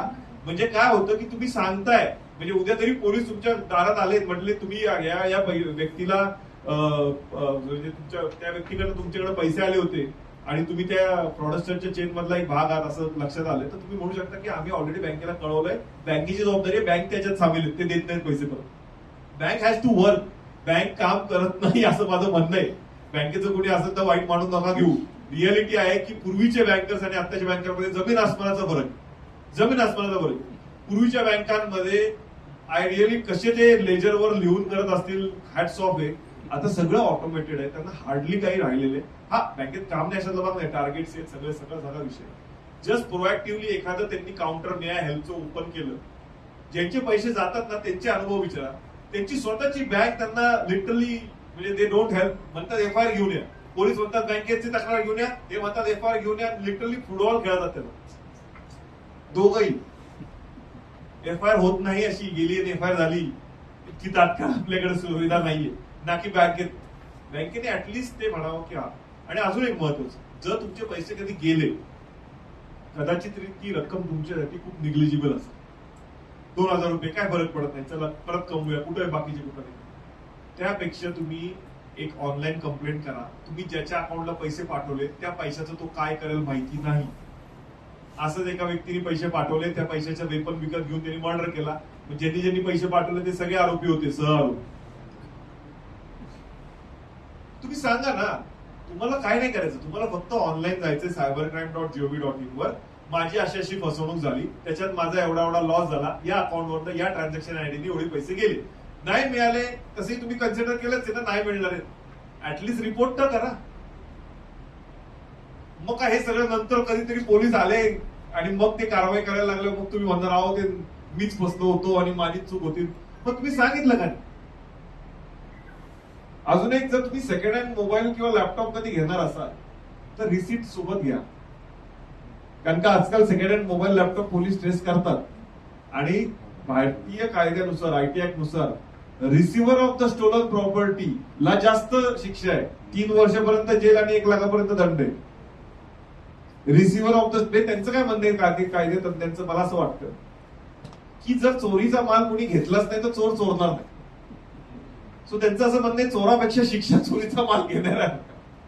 मग त्याच्यात तुम्ही जर मोबाईल घेतला, कोणीतरी तुम्हाला आयफोन स्वस्त दिला म्हणून तुम्ही तसाच घेतला आणि त्याची काहीच कागद नाही, रिसिप्ट म्हणजे ऍटलीस्ट कागदावर लिहून तरी घ्या की बाबा हा फोन मी विकतोय, या माणसाला एवढ्या रुपयाला, त्याची सही काहीतरी तुम्हाला दाखवायला की मला माहित नव्हते चोरीचं आहे, मी पैसे दिले. ऑनलाईन पैसे द्या समोरच्याला, म्हणजे ते अजून दिसेल. कॅश मध्ये देऊ नका. समोरचा तुम्हाला का विकतोय हे विचारत घ्या. ठीक आहे, कारण का ह्या सिच्युएशन मी पाहिलेल्या आहेत ज्या नंतर घडतं.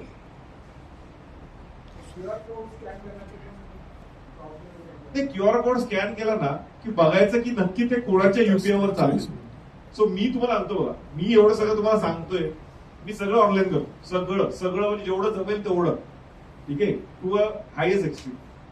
पेमेंट सुद्धा मी QR कोडनी करतो. मी QR कोड स्कॅन केल्यानंतर, पैसे टाकल्यानंतर जो पिन टाकायचा त्याच्या आधी त्या माणसाला दाखवतो, बाबा तुझा QR कोड आहे का, UPI बघून घे, पैसे बघून घे. तो जेव्हा ओके म्हणतो तेव्हाच मी पिन टाकतो आणि मग पैसे जातो. जर त्याच्याकडे कुठेतरी दुसरा QR कोड चिटकवला, व्हिडिओ आले होते आणि नंतर मग तो म्हणतो अरे मला पैसे आले, त्यामध्ये माझे पैसे गेले.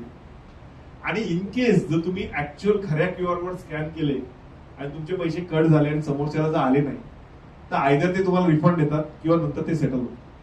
तिथे कुठे पैसे जातात. बघा, डिजिटलायझेशनने आपल्याला ट्रान्सपरन्सी दिली आहे.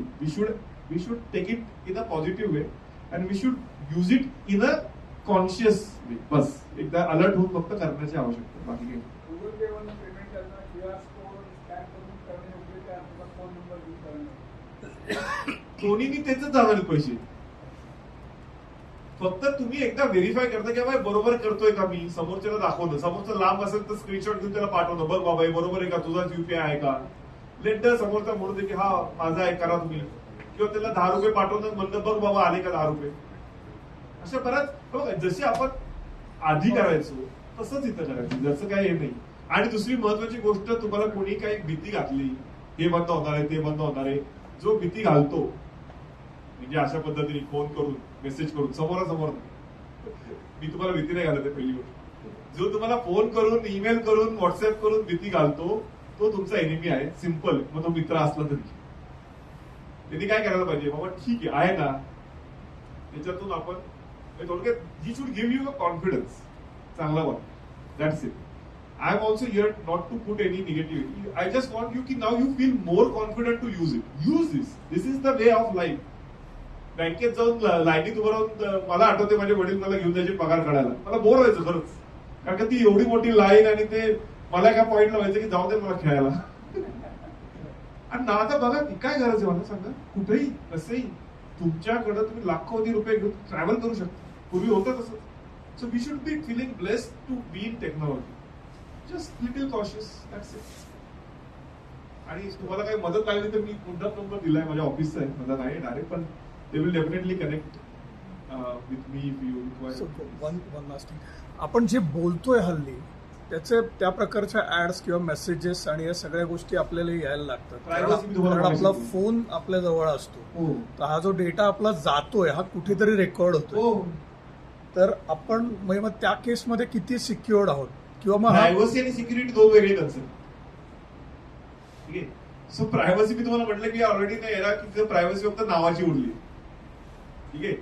आता ह्याच्यामुळे मी तुम्हाला आधीच ऍड्रेस केलं होतं की आपली प्रायव्हसी गेल्यामुळे समोरचे जे आहेत तो डेटा घेऊन आपल्याला अटॅक करतात. सो तो एक लिंकेज तिथं तयार होतो. जसं तुमचा मोबाईल नंबर गेला एखाद्या ब्रीच मध्ये, सो समोरनं कॉल करता डायरेक्ट म्हणतो ना, काय म्हणतो, हॅलो तुम्ही अशा बोलताय का, आणि आपण काय म्हणतो, हो आपण होत. मला तर कोणी फोन केला म्हटलं योगेश सांगे बोलतो मी होच म्हणलं, मी नाही थोडीच म्हणलं. So you have to take that किंवा yes someone unknown may be knowing me, we have to listen काय म्हणतात काय सांगतात. सो प्रायव्हसी थ्रू जसं तुमचा फोन ऐकतोय तुम्ही कुठले, आता कदाचित तुम्हाला सायबर सिक्युरिटीचे वेगवेगळे ऍड्स येतील, होऊ शकतं कारण का तुमचं फोननी पण ऐकलं माझं लेक्चर. पण अगेन इथं पण तोच विषय येतो. ऍक्च्युली मला असं वाटतं की हा एक म्हणजे बेसिक प्रॉब्लेम किंवा एक बेसिक गोष्ट आपण ऍड्रेस करायला पाहिजे ऍट लार्ज एव्हरीवन, आणि आपण ती शिकायला पाहिजे to choose the right one. In the search of something that you need, you will meet more type of people, even in real world, even in online world. Online world makes it difficult to understand whether the person is legit or not legit. मी तुम्हाला सांगितलं website कुठली बघाल तर spelling बघा, HTTPS वगैरे ते बघा, पण स्पेलिंग डेफिनेटली बघा, पॉज घेऊन बघा. पण when it comes to real world also, you need to develop that sense की बाबा हा व्यक्ती मला खरंच म्हणजे he's gonna help me out or he's gonna take my advantage. जसं तुम्ही खऱ्या जगात ते ऑनलाईन ते जास्त डिफिकल्ट आहे लक्षात. So you have to be putting more flags, जसं मी तुम्हाला सांगितलं. वेळेची मर्यादा फक्त आपण शेवटचा प्रश्न, फोन स्विच ऑफ असेल आता लेक्चरच्या वेळी तरी इंटरनेट ऑन असतं आपलं, तर तरी पण स्विच ऑफ फोन असेल तर सगळं बंद असतं. बंद असतं. मी हा एक actually very rightly ask you, मी तुम्हाला एक जस्ट जाता तर दोन सांगतो 2 मिनिटं. एक मुलगी घरातनं पळून गेली होती आणि आता ते वाढले because of again we know internet access. लहान मुलगी पण 15 वर्षाची. आता असंच आई वडील गंभीर झाले, त्यांना शोधायचं होतं, प्लस कंप्लेंट नाही करायची पोलीसमध्ये वगैरे वगैरे. Similarly on the same line ते असंच गुगलवर सर्च केलं मी हॅकिंग सर्व्हिसेस, आणि त्यांना कोणतरी एक व्यक्ती मिळाला, सो कॉल्ड कोणतंही ऑनलाईन मिळाला. तो म्हणला की मी तुम्हाला तुमच्या मुलीचं लोकेशन देतो, मी एका लोकेशनचे 25,000 रुपये घेणार. आता आई वडील म्हणले 25,000 ठीक आहे, मुलगी आणायची, काही झालं तरी काय, बाकीचा काय विषय नाही. तो काय म्हटला, त्यांना मोबाईल जरी बंद असला तरी त्यातला क्लॉक चालू असतं असं त्यांनी काहीतरी त्यांना सांगितलं, which is again completely false. Okay, मी तुम्हाला हॅक प्रूफची डेफिनेशन दिली आहे. बंद डिव्हाइसेस हॅक होत नाही, ते बंद असतं. आणि मग त्यांनी त्यांना त्या आई वडिलांना सगळे हिल स्टेशन आणि तिथले ओयो रूमला जायला सांगितलं. असे त्यांनी जवळजवळ 6 लोकेशन दिले, म्हणजे केवढे पैसे घेतले मग. आणि एवढ्या वेळा लोणावळा, खंडाळा, माथेरान सगळीकडे फिरून आल्यानंतर त्यांना कळालं की हा माणूस त्यांना थोडक्यात वेड्यात काढतो. त्यांच्या परिस्थितीचा कसा गैरफायदा. Actually to be honest on cyber security while I am working, my team member is also here. I know people are coming and there is high scope to exploit, and also I am telling you a heads up, try to find a good cyber security expert if at all you are on a tech. कसं करणार, त्याला प्रश्न विचारा, भेटा, बोला. I think तो sense सगळ्यांचं जागृती असायलाच पाहिजे. अदरवाईज एक्सप्लॉयटेशन होताना मी बघितलं, जसं आता तुम्ही सांगितलं. So on the same line मला ते आठवलं की असं केलं ते तुम्ही. I was see so sad to know. मग आम्ही तिला मुलीला शोधलं, अदरवाईज तिने लॅपटॉप सोडला होता, त्या लॅपटॉपवरनं मग आम्ही चेक केलं बाई, मग ती कुठलं सळ आणि ते आले, ते इव्हेंच्युअली ते आले. पण आधी जो मनस्ताप झाला आणि पैसे गेले आणि परत हे खोटं. अजून एक व्हॉट्सअपला जे फॉरवर्ड येतात ना, just keep with a picture of सॉल्टेज नाहीये, रिअलिटी नाहीये.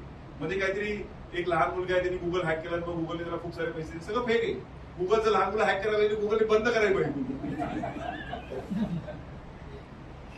ठीक आहे. किंवा इंटरनॅशनल नंबर, अजून एक सांगतो मी जाता जाता, इंटरनॅशनल नंबरवरनं मिस कॉल आला आणि फोन हॅक झाला, असं होत नाही. असं झालं असतं तर सगळ्यांचे फोन हॅक झाले असते, मी अपवाद नसतो असतो. मिस कॉलवर फोन हॅक होत नाहीत. फोन कधी हॅक होतात मी तुम्हाला दाखवलं. जेव्हा तुम्ही काहीतरी डाउनलोड करता, काहीतरी अननोन डाउनलोड करता, इन्स्टॉल करता, तेव्हा नुसतं मिस कॉल दिला फोन हॅक झाला, असं कधी होत नसतं. नेट बंद ठेवला आपल्या फोनचा मोबाईलचा, काय नाही फरक पडते. तसंही ऐकतं आणि नेट चालू झालं की सगळं पाठवतं. सर, आपल्या बरोबर बॉट बोलतोय का माणूस बोलतोय हे ओळखण्याचं काही हे आहे का? एआय मुळे आता अवघड होतं. त्यामुळे असे प्रश्न विचारायला लागतील की जे फक्त माणसालाच कळतं. पुढे प्रश्न इंटरेस्टिंग आणि न संपणार एक चर्चा आहे आपली. शेवटचं 1-2 मिनिटं यांना स्पेसिफिक काहीतरी बोलायचं आहे. 2 मिनिटं